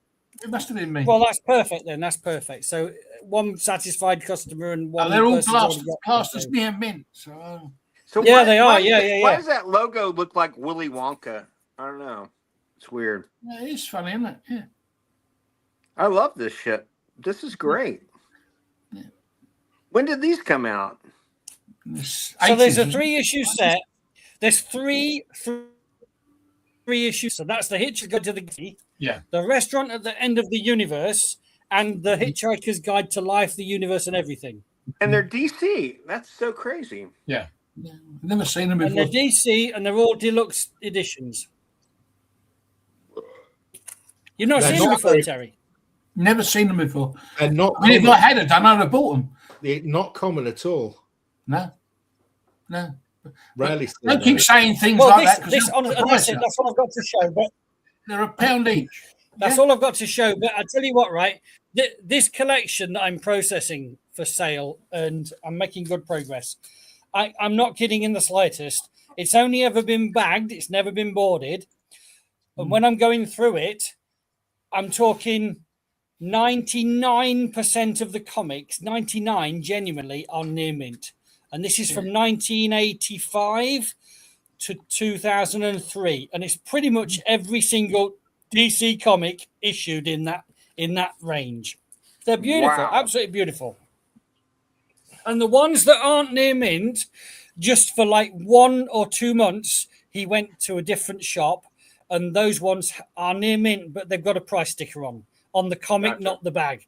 And so that changes them, of course, for that. But this is I mean, obviously, this is from an era where late 1980s, there was a lot of mass-produced stuff, you know. So it's not like these are rare comics, but they are in really, really nice grade. Well, I've never ever seen those before. I've never even seen them advertised. I didn't even know DC put those out. That's the crazy thing to me, is how did I miss those? Because I think I ran a comic store. If what you said is the right timeline, I think I ran a comic store during that time, and I don't remember that at all. Yeah, I'm not sure what year these came out, but I would say probably 1995. I don't know. I'm guessing. I'll have a look inside one. A bit earlier than that. I think it was 91, the one I had. Yeah, I thought they were a little earlier. They're beautiful. 1996. Well, the Life of the Universe and Everything, that's 1996. That may have been like the third of the third. That might have been the third of the three. Yeah. But no, so I mean, you would think that you would have seen them advertised inside the comics, your 90s comics. You've never ever seen them advertised. I might as well. Now I've got it out of the bag, I can show you. No, they'd be Look at lovely. the artwork. As long as they're not incredibly priced, they'd be lovely. Because you did Well, I say have they to weren't check the there. price. No, you didn't say they weren't there. I don't know what they are, but So Terry, all you have to they'll do is go to Silveracre, see what charge their price at, and you'll know what Terry Splat's going to charge it. No, price it in half. Only 10% of what Silveracre charges. I can tell you what I paid for each. let me have a look. Let me see if I can find any. Go on, Terence, and lower it by 50%. Stupid. 50 is a big number. What, pence? No, 50 pence, it seems fine. I can do it. I'll even give you £3 for posting them. What a man.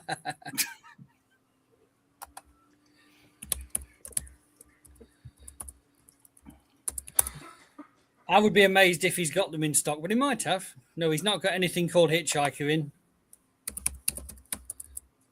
No, they're quite difficult to find. Stop saying that, Mark. Yeah. When I was looking for them, you'd see like an individual issue turn up, but the full sets, they weren't that common or cheap. No, Silveracre doesn't have any. Zero cost then. So there you go. The Silveracre price is $0. So I'll pay your postage, right? Holy shit. Wow. Okay, so I'm just having a quick look on eBay, and there are mixed prices, but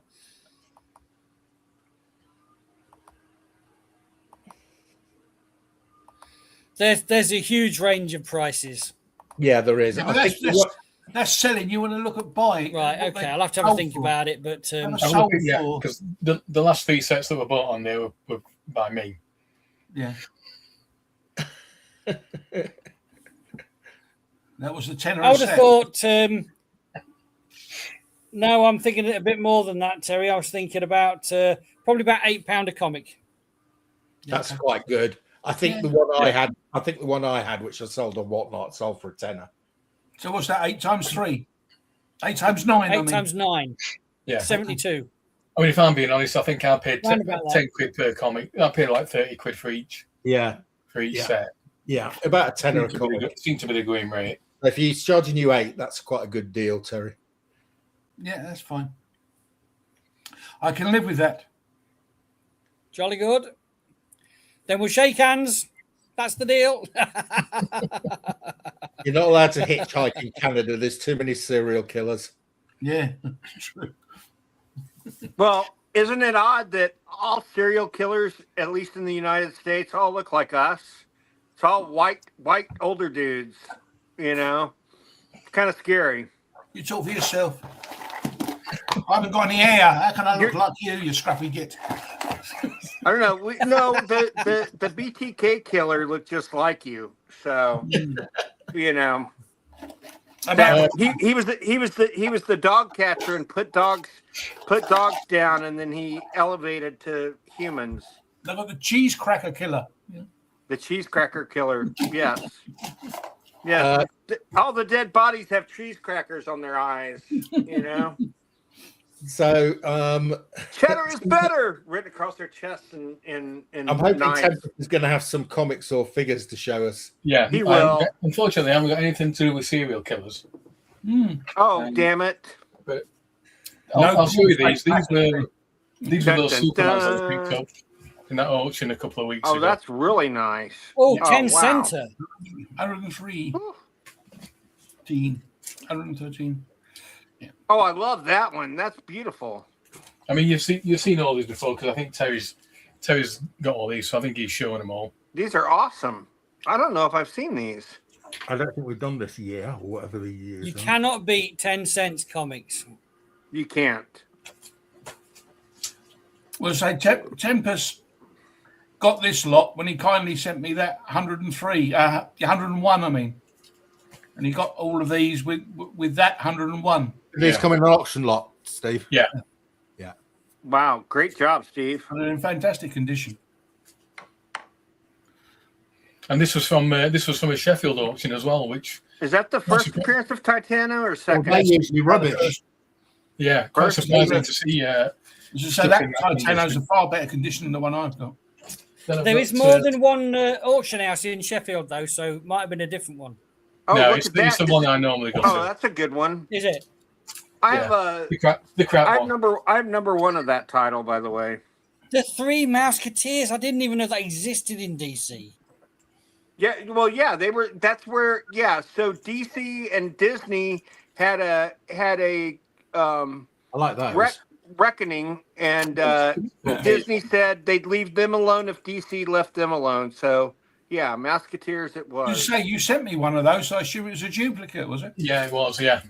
Where'd the Three Musketeers first appear, Bill? I believe they first appeared in Sugar and Spike, didn't they? Nope. It was Dumas. It was Dumas, the French author, wasn't it? Yeah.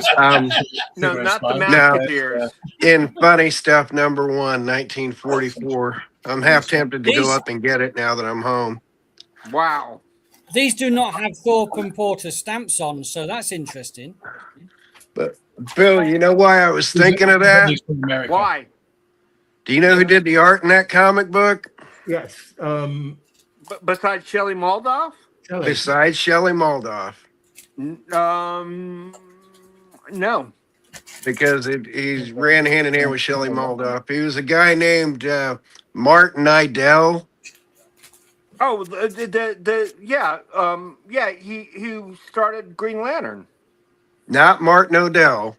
Martin Nidell. Oh, no, Nidell. It's Nidell.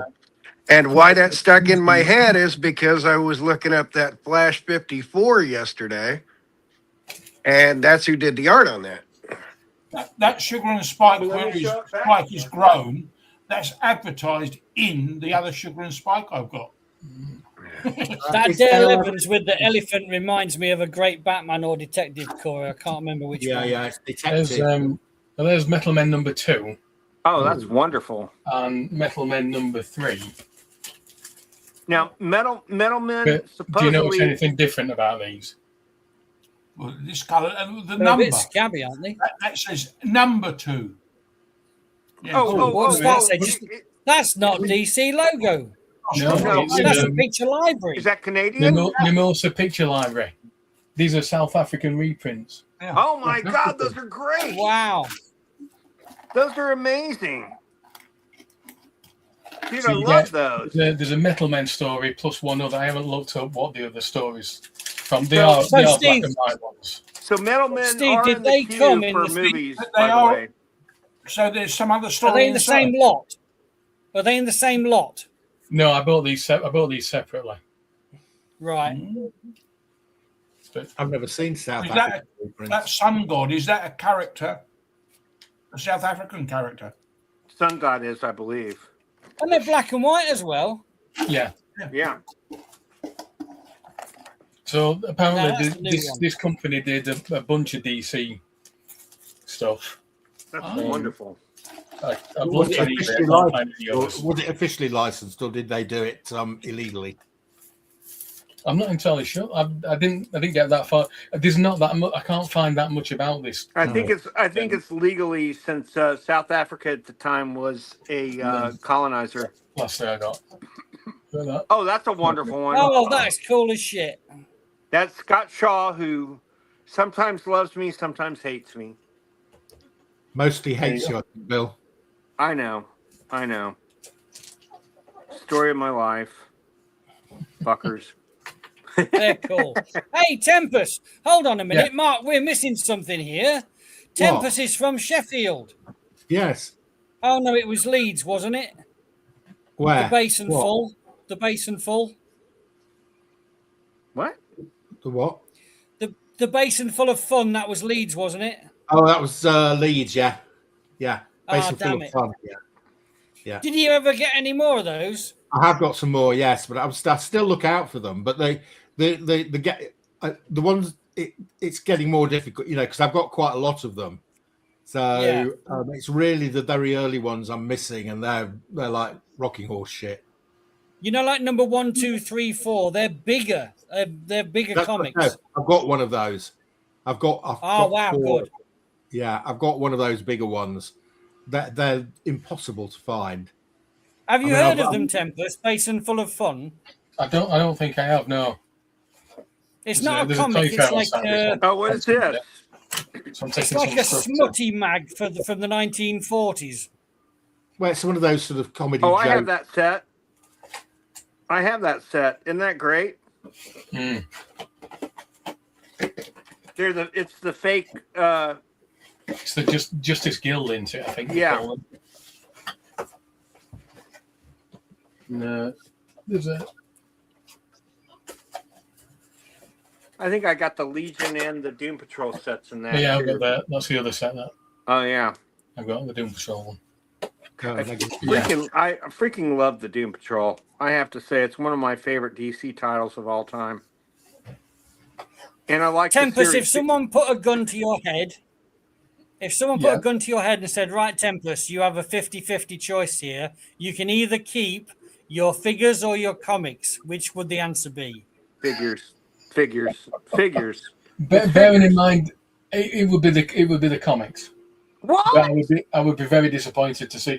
Well, bear in mind, I'm trying to sell the majority of the figures off.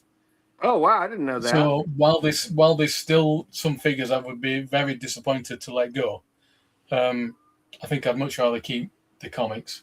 Oh, that's amazing! Yeah. I did not guess that. Right answer. This is the right answer. Unfortunately. Yeah, you say that, Mark. As I said, unfortunately, you've corrected yourself now because I would certainly say I've got some comics that would be harder to retrack down than the figures. Yes. Yeah, I think that's true. Yeah. Oh wow! Well, there's some funny stuff. Make Kyle big again. Make America great again. Make Kyle big again. So put your volume on, Carl. Yep.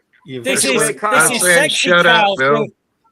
Why? Sexy Kyle showing some Make America cleavage. great again. I was joking. That was You a joke. butthole. No, I had to drop off because I didn't know if you noticed we got in the car and we were going to get back on the highway and there was a jackknife semi right there on the highway right next to us. Crap. So we had to navigate the back roads home. Then I had to pump some gas and stuff. But I was just thinking of this yesterday Look at that. because I looked at That's amazing. I didn't know you had that. I looked up that Flash 54. I was looking at that Flash 3 and looking around that Flash 54 and it said Martin Adell. And I was confused by that, thinking of Martin Odell. Right. And he worked with Shelley Mayer a lot, and he worked on this, and he worked on that Flash 54.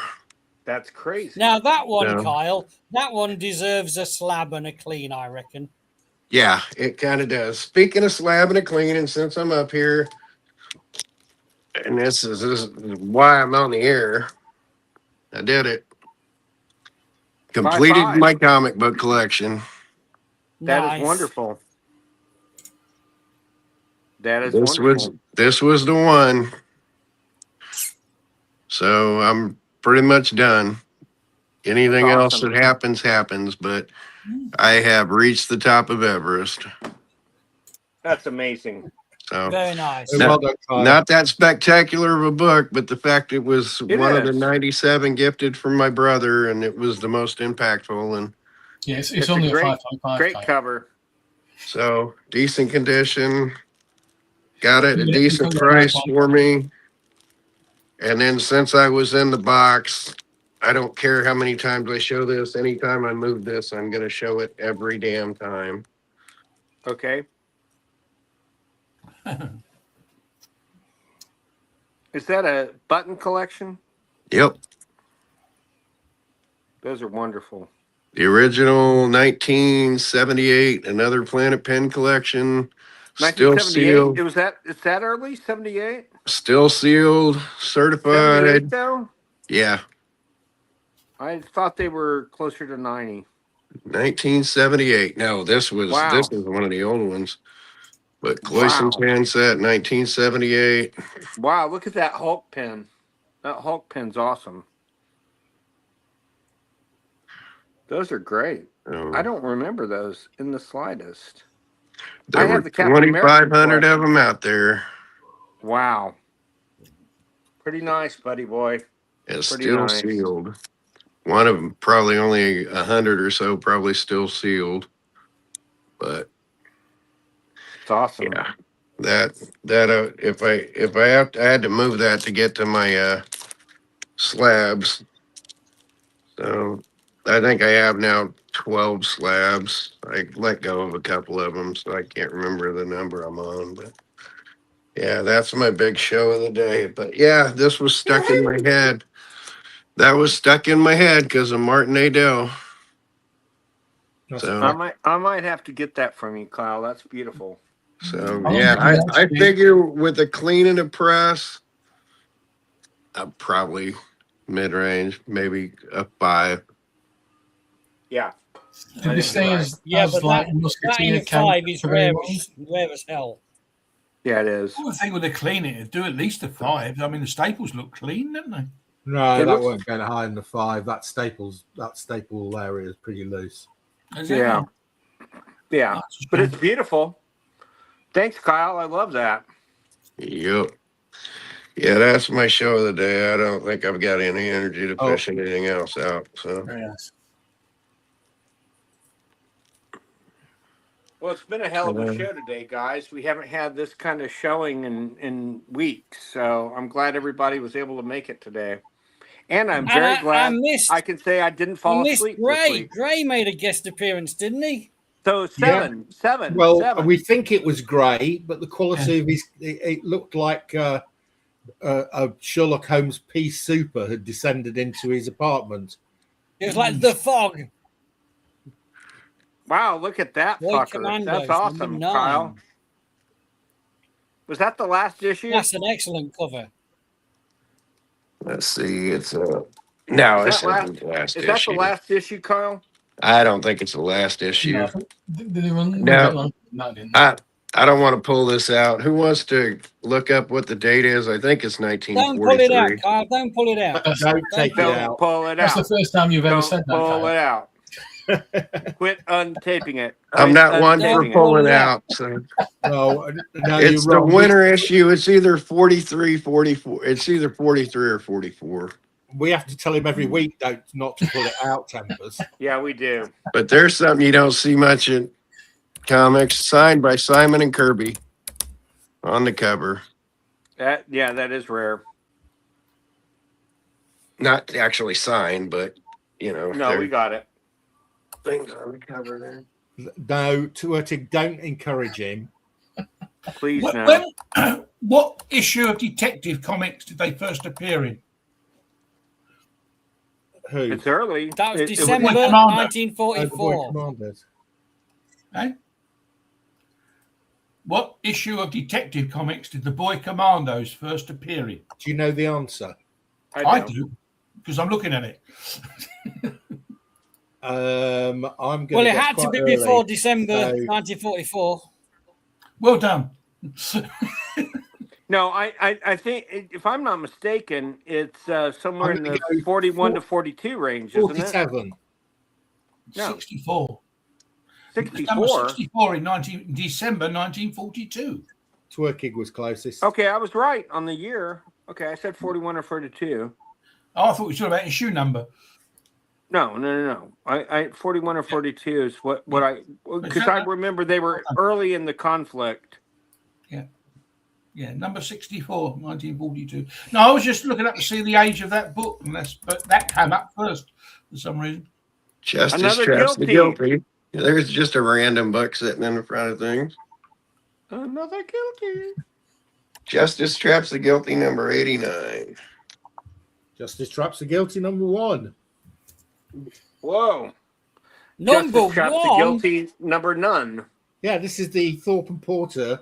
Where did he get number 1 from? From that auction. It was in that big lot. Oh, wow. There were about Someone needs to pay more attention. There was about 8 of them. And that looks really nice. It's not bad at all. They're in mid grade, which To answer your Nice. question, Bill, Boy Commandos ran 36 issues. 36? Now that's a shocker. I did not know that. Yeah. But it makes sense in one sense, in one way, and that's that there weren't a lot of comics about kids at that time. No, Fighting in the war. Not fighting in the war anyway. No, exactly.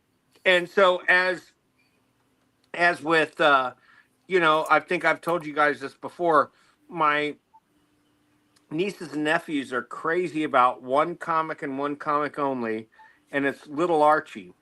And I'm convinced it's because they're their age. Yeah. And so it while it surprises me a little bit that it went that high, it doesn't really. Ace Comics. Ace Comics 19, October 1938. Wow, that's pretty fucking early.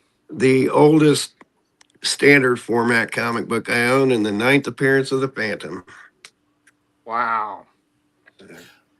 Now, say, Bill, after that, though, with that 36 issues, I think they went into Star Spangled, didn't they? Or Adventure Comics or something like that. They lasted quite a while in other comics. No, there's an Adventure 1, isn't there? I'm thinking Star Spangled. No, I don't know. No, I'm just wondering. That's all. So I don't know. No, I can't remember now. I had an interesting experience yesterday. So there's a good auction going on at the moment. Well, a company you guys have shown some of the comics from them. A company called Anderson and Garland in Newcastle, who have picked up. There's a guy called Peter Hansen who bought the entire stock from IPC when they closed down the offices. All the file copies, all the original artwork. Wow. Huge collection. Oh, wow. And I think he's kept 20%. He's given half to Anderson and Garland, and he's given half to Excalibur. And so it's going to go across 4 auctions. Anderson and Garland are doing the first one today. The first one was this morning. It's a 2-day auction. There's an auction tomorrow. Anyway, I was looking through the stuff.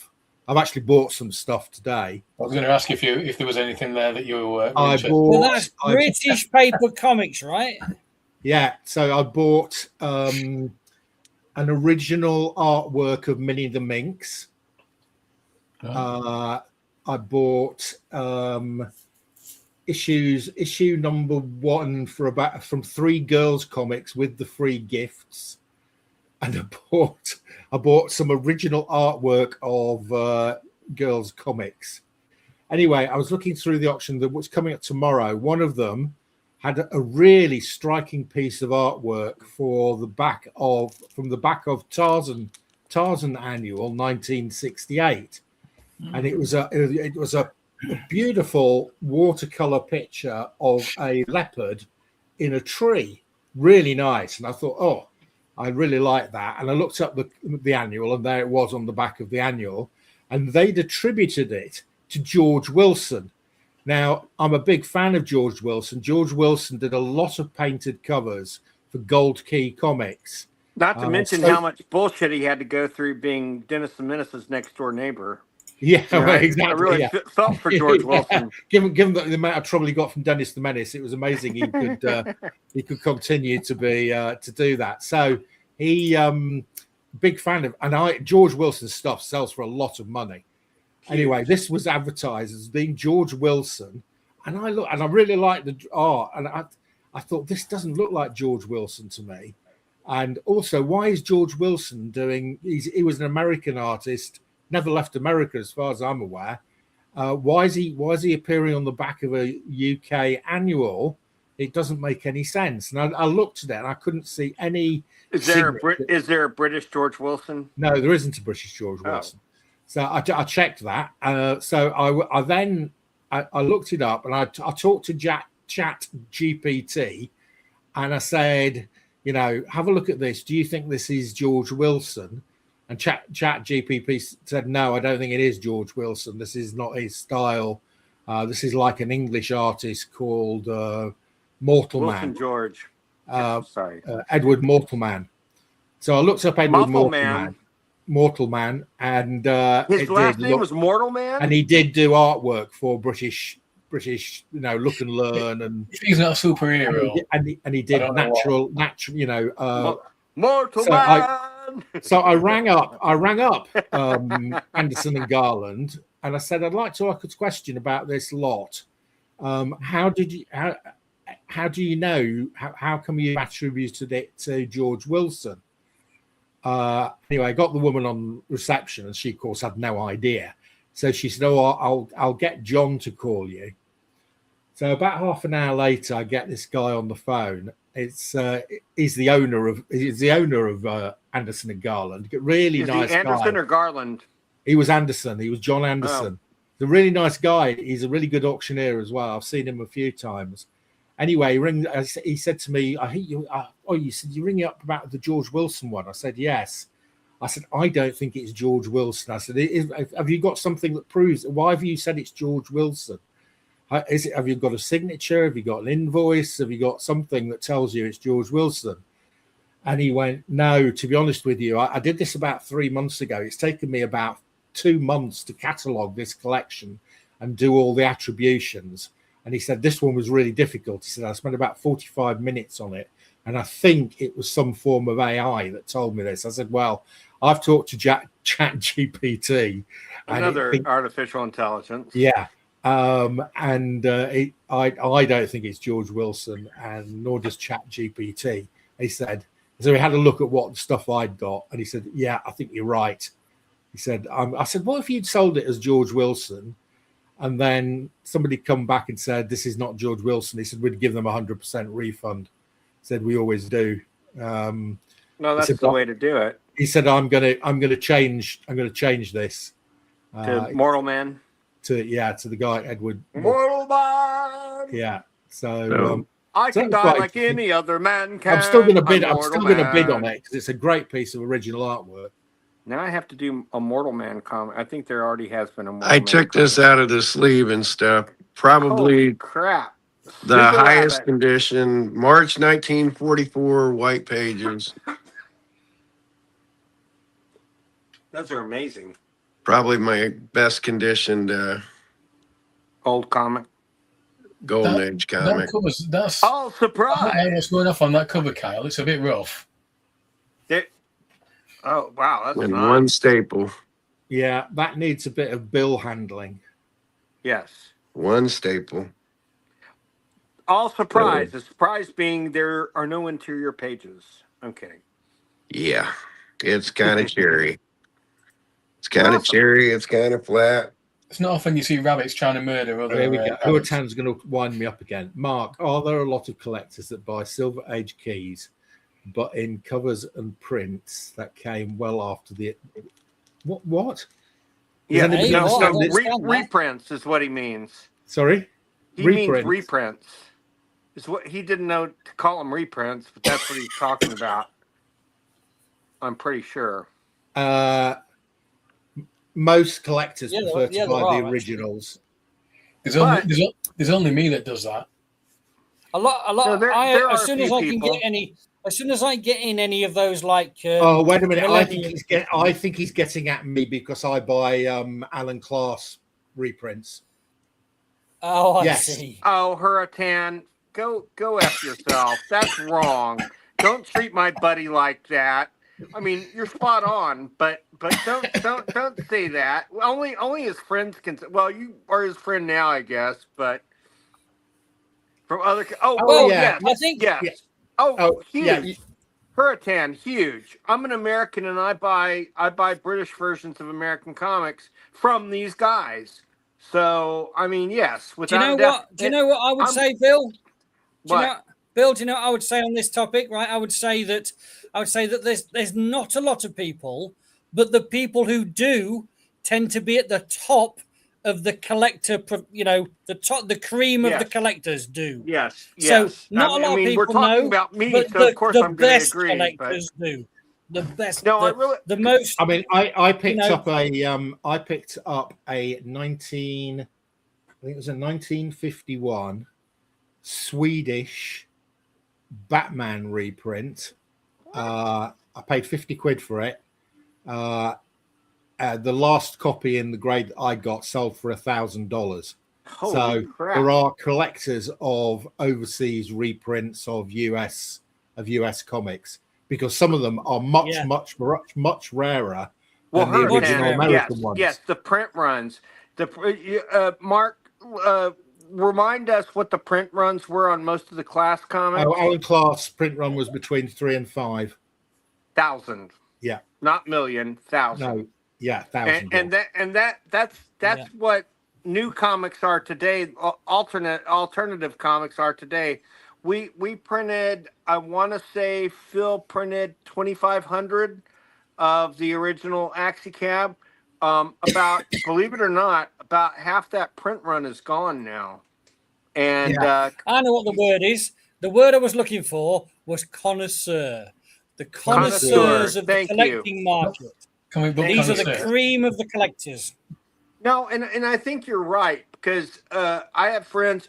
There's a collectors group on Facebook called Globo Collectors or Globo something, Globo Comics, and basically what they mean in another language, and I'm not sure, it might be Portuguese, because the people came from Brazil, so I'm guessing Portuguese, but they have this huge store that they try to get in comics from everywhere. And of course, the one country that's easiest to get comics from is America. So, but even in every other country, I would think, unless communist Russia back in the day, but now there's a ton of Russian comic collectors. Most of them are into the hardest to find, most expensive stuff because they have Russian mafia money. Sorry, guys, it happened. I'm not trying to say you're Russian mafia, but you probably are. But no, I truly think that the foreign market is only going to go up in every country. And because, well, Bill, it's been nice knowing you, but I think that you've just signed your own death warrant there, mate. Yeah. The Novichok is on the way to get you. yeah. Ivan Boski. Wait, I thought that was another guy. I was like, oh yes, Canadian variants, Turtwig. Yes. And there a lot of the times, Canadian and American comics were the same printing, just with a different price point printed. Not like the British ones, where the British were the same, but they had they had the early print runs of a comic because they had to get it to Britain faster, because they amazingly came out on the same day most of the time. Am I right, Mark? Very similar, yes. Yeah. And so that's why, and Pence copies only in the last 3 months have gotten the love they deserve. And why is that, fellas? I'm sure you guys know this. Well, because they're about 50 to 100 times rarer. Right, but hold on a minute. Whoa. Bill, what are you talking about Penn's copies getting in the last 3 months? What they deserve? What's happened? What did I miss? Oh, well, Overstreet has now decided, instead of 20% less, they're even with American copies. Oh, so I didn't know that. That's a big difference. Yeah. Oh, those are great. Then Kyle. It's a damn good thing I've got several thousand Pence copies listed on the website. Well, I know.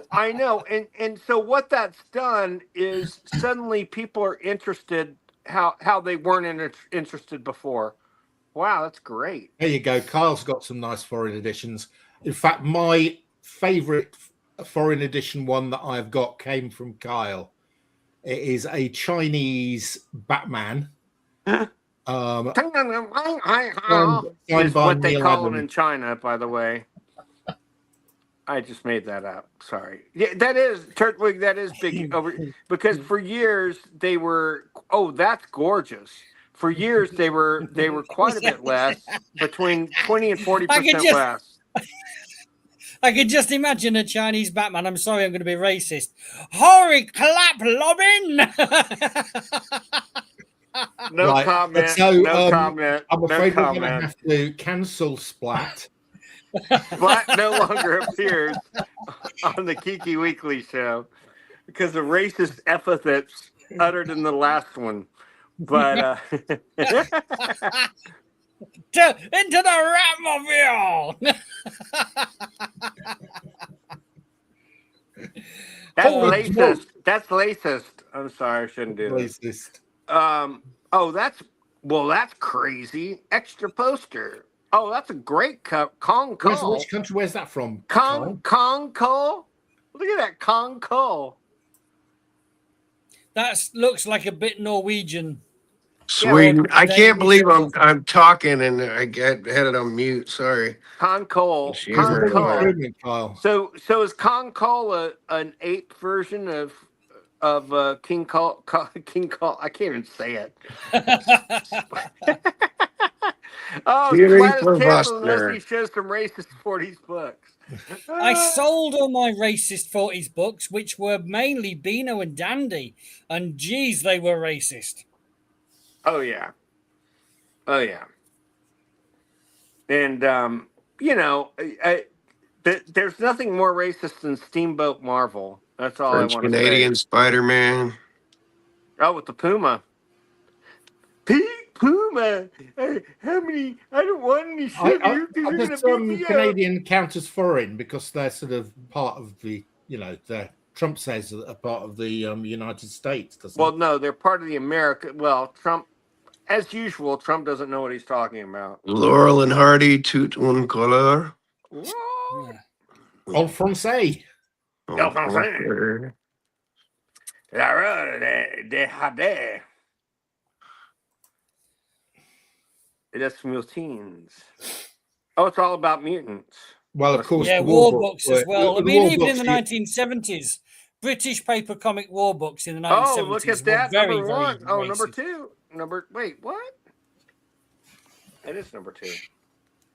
I hated that costume for Zatanna, by the way. I thought it was stupid. Oh, that's nice. Kyle, I'm liking this stuff. Look at Kyle's room. Doesn't it look beautiful? Why is this plop in my foreign books? For that. Because it's a pence. Hang on a minute, Kyle. It's a Faco stamp pence. Hang on a minute, Kyle. Let's do a snap. Let's compare your plop to my plop. There you go. Where is your TMP stamp? Where is your TMP stamp?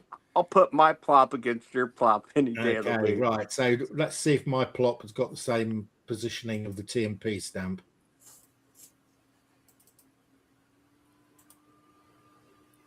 Oh, it's just about the same. Pretty much.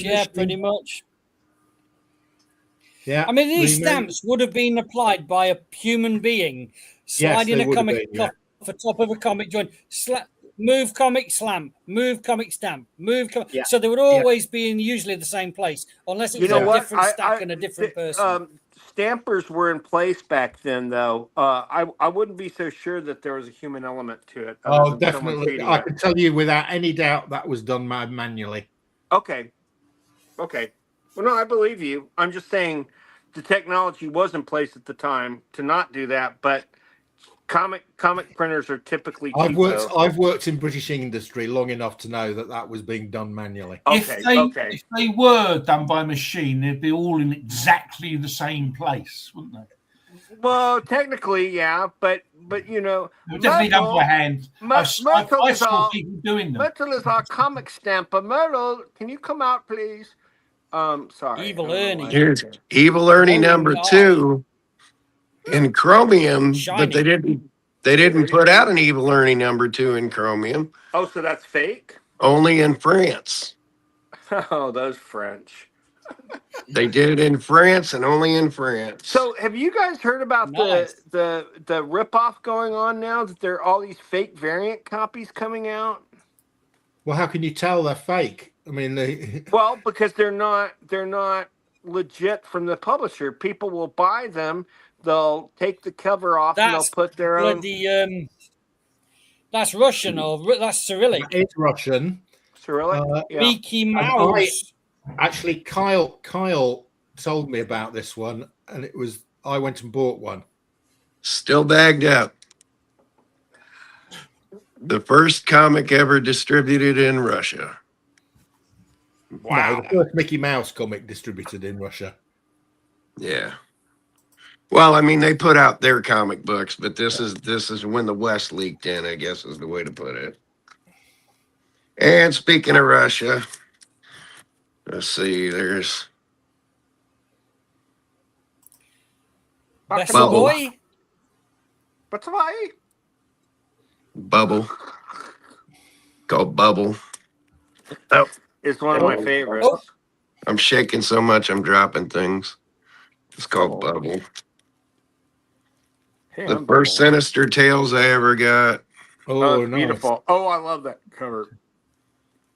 And Bill, Bill, that they're Brazilian. That one thing that comic shop you were trying to think of when I was back there digging around, they're Brazilian That's what I said. company. Yeah, they're Brazilian. Yeah. Look, it's Sukia, but look what she's showing. Some Oh kitties. wait, this isn't the bare-breasted one. I thought that was now Yambo is the bare-breasted one. Oh, hang on. Yambo. What is the hell? That's probably the cartoonist. Rambo. These are Italians. Bayoneted. No, it's Yambo, man. Born of the field. And then sweet Mark would potatoes. appreciate this. Oh, that's a John Bolton. I've got that. Yeah, it's nice. Have you got that with it? I have not got that with it. Dumbass. That's what he's saying to you. So now we know who does the voice for that guy in The Simpsons. Simpson. Yeah, I freaking love. You know, I hate getting yanked back into. I quit watching it for 2 years at a time, then I'll go back and then I'll binge watch all the ones I missed. That show is still almost 40 years later. It's still fantastic. I just have to say, hats off to them. It's a bloody long series to try and collect. It is. Well, yeah, it's like One Piece. And expensive. Expensive as well. It's like One Piece. Agreed.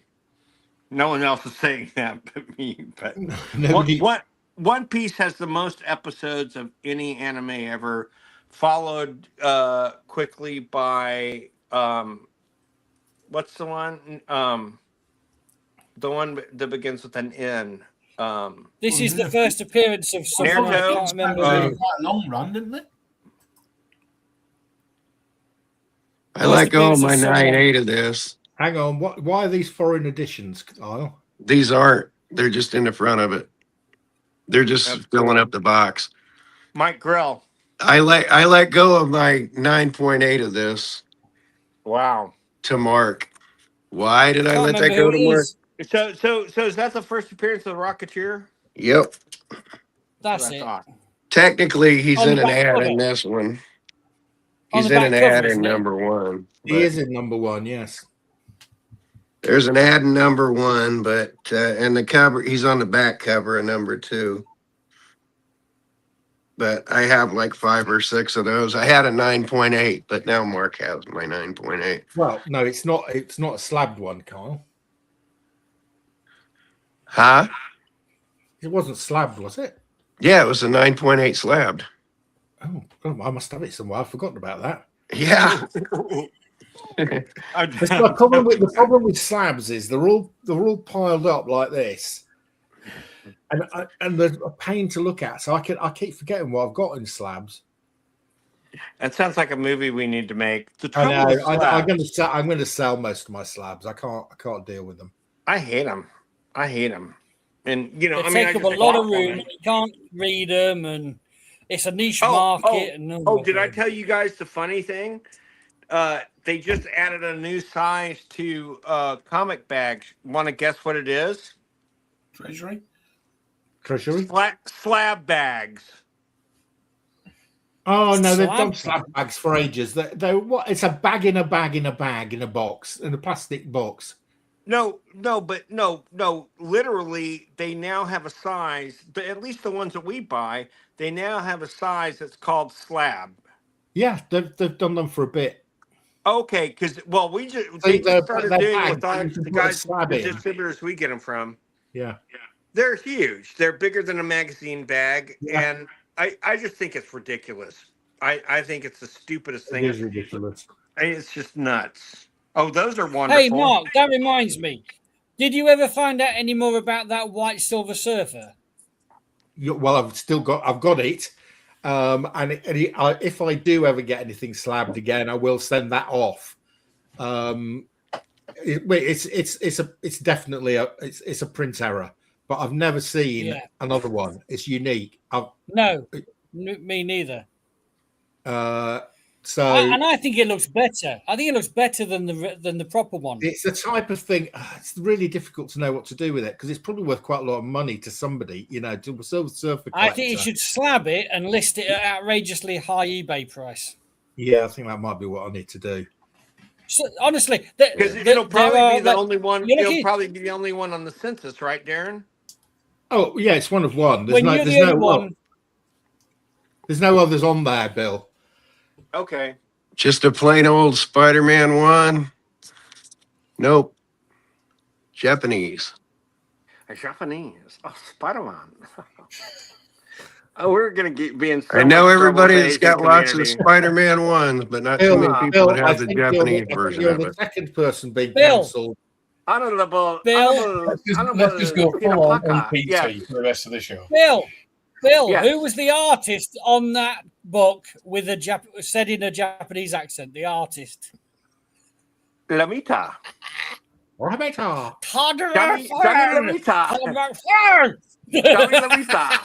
And Steve Ditko. No, Todd McFarlane. Tom McFarland. Tom McFarland. God, you're luring me into this so easily. Bill, your Canadian accent is awful. Oh, right. Come on, eh?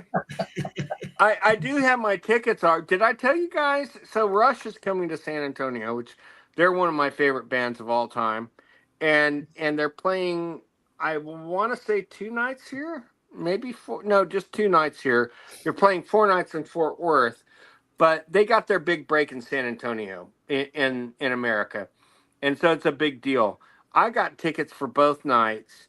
And I told Blanca, I go, I'm taking you one night and I'm taking my best friend since we were 1 year old, Dave. I'm taking Dave. He's coming down from Dallas and he's coming in for the Friday night show.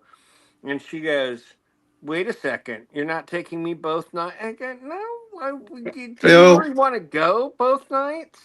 Bill, I'm going to slam your Rush fandom here.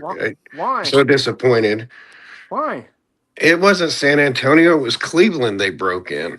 No, they broke here by Joe Anthony, and they even told Joe Anthony that. That's insane because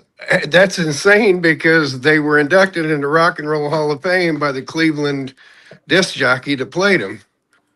I'm sorry, but Joe Anthony's no longer. I'm going to take Geddy Lee's word for it. Geddy Lee's the one that said it. But Geddy Lee said the same thing to Joe Anthony. I think that's what I'm saying. I'm calling Geddy Lee's bluff because when he was inducted into the Rock and Roll Hall of Fame, no, they really got their start here from everything I've ever heard. But yeah. He was inducted they were inducted by the DJ out of Cleveland. They were actually inducted into Rock and Roll Hall of Fame out of the DJ out of Cleveland.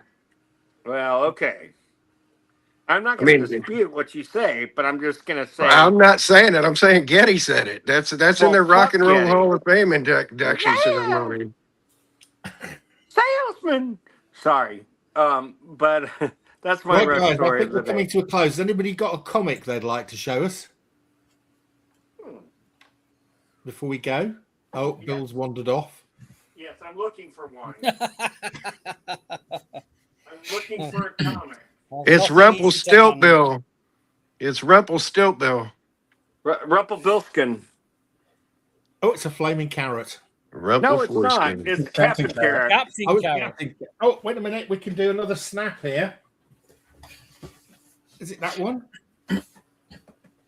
No. Captain Carrot number 1.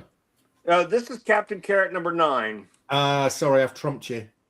No, you're fine. This is the crossover issue with the Justice Society version of Captain Carrot with Flash Turtle. Yeah, but I can do better than that. Uh-oh. I can do better than that. Do you know who's in this issue? I can do anything better than Superman. Superman's in that issue. I think he is, yes. No, better than Superman. That's Hercules. But... Yeah, Superman is in this Was issue. there an insert? He-Man. No. What's that? Better Superman. than any of these people. I have the He-Man one. The He-Man one is in this one. Starro is in Captain Carrot number 1. That's crazy. I love that. But look at this, Darren. The insert for He-Man. Yes. That makes this 16 actually worth... page insert. Huh? Is yours worth more than mine? 16 then? pages of comic It's insert. Considerably, Mark. It depends on who you ask, Mark. Considerably. That- It's the surely same way. Surely Starro can take out He-Man. It's like the DC Comics presents first Teen Titans. It's the same thing. It's literally the same thing. It was printed. Look, as we speak, Starro. Oh my God. I love that. Starro. I already love Steve as it is, but I really love him as Starro. He's our And now Star Ho. His new nickname is Starro Steve or Steve Starro. He's our Star Ho. Okay, guys, we've got one person watching. I don't know who it is. I hope it's Twirtig. Anyway, that's it. Cheers, folks. Love you guys. We had a Raise a full glass. house tonight. Raise a That glass. one watching is me. Yeah. Best show ever. You've got to read it top to bottom. It looked like a code originally. Wait, what? Okay, hang on a minute. BSE, that's bovine spongiform encephalitis. Something about a heavy goods vehicle. Electric hover vehicles. Yeah. Standard operational. Special operations executive. And tow wrecking rig. Twat rotisserie. It's a twat rotisserie. Wait, what did you say?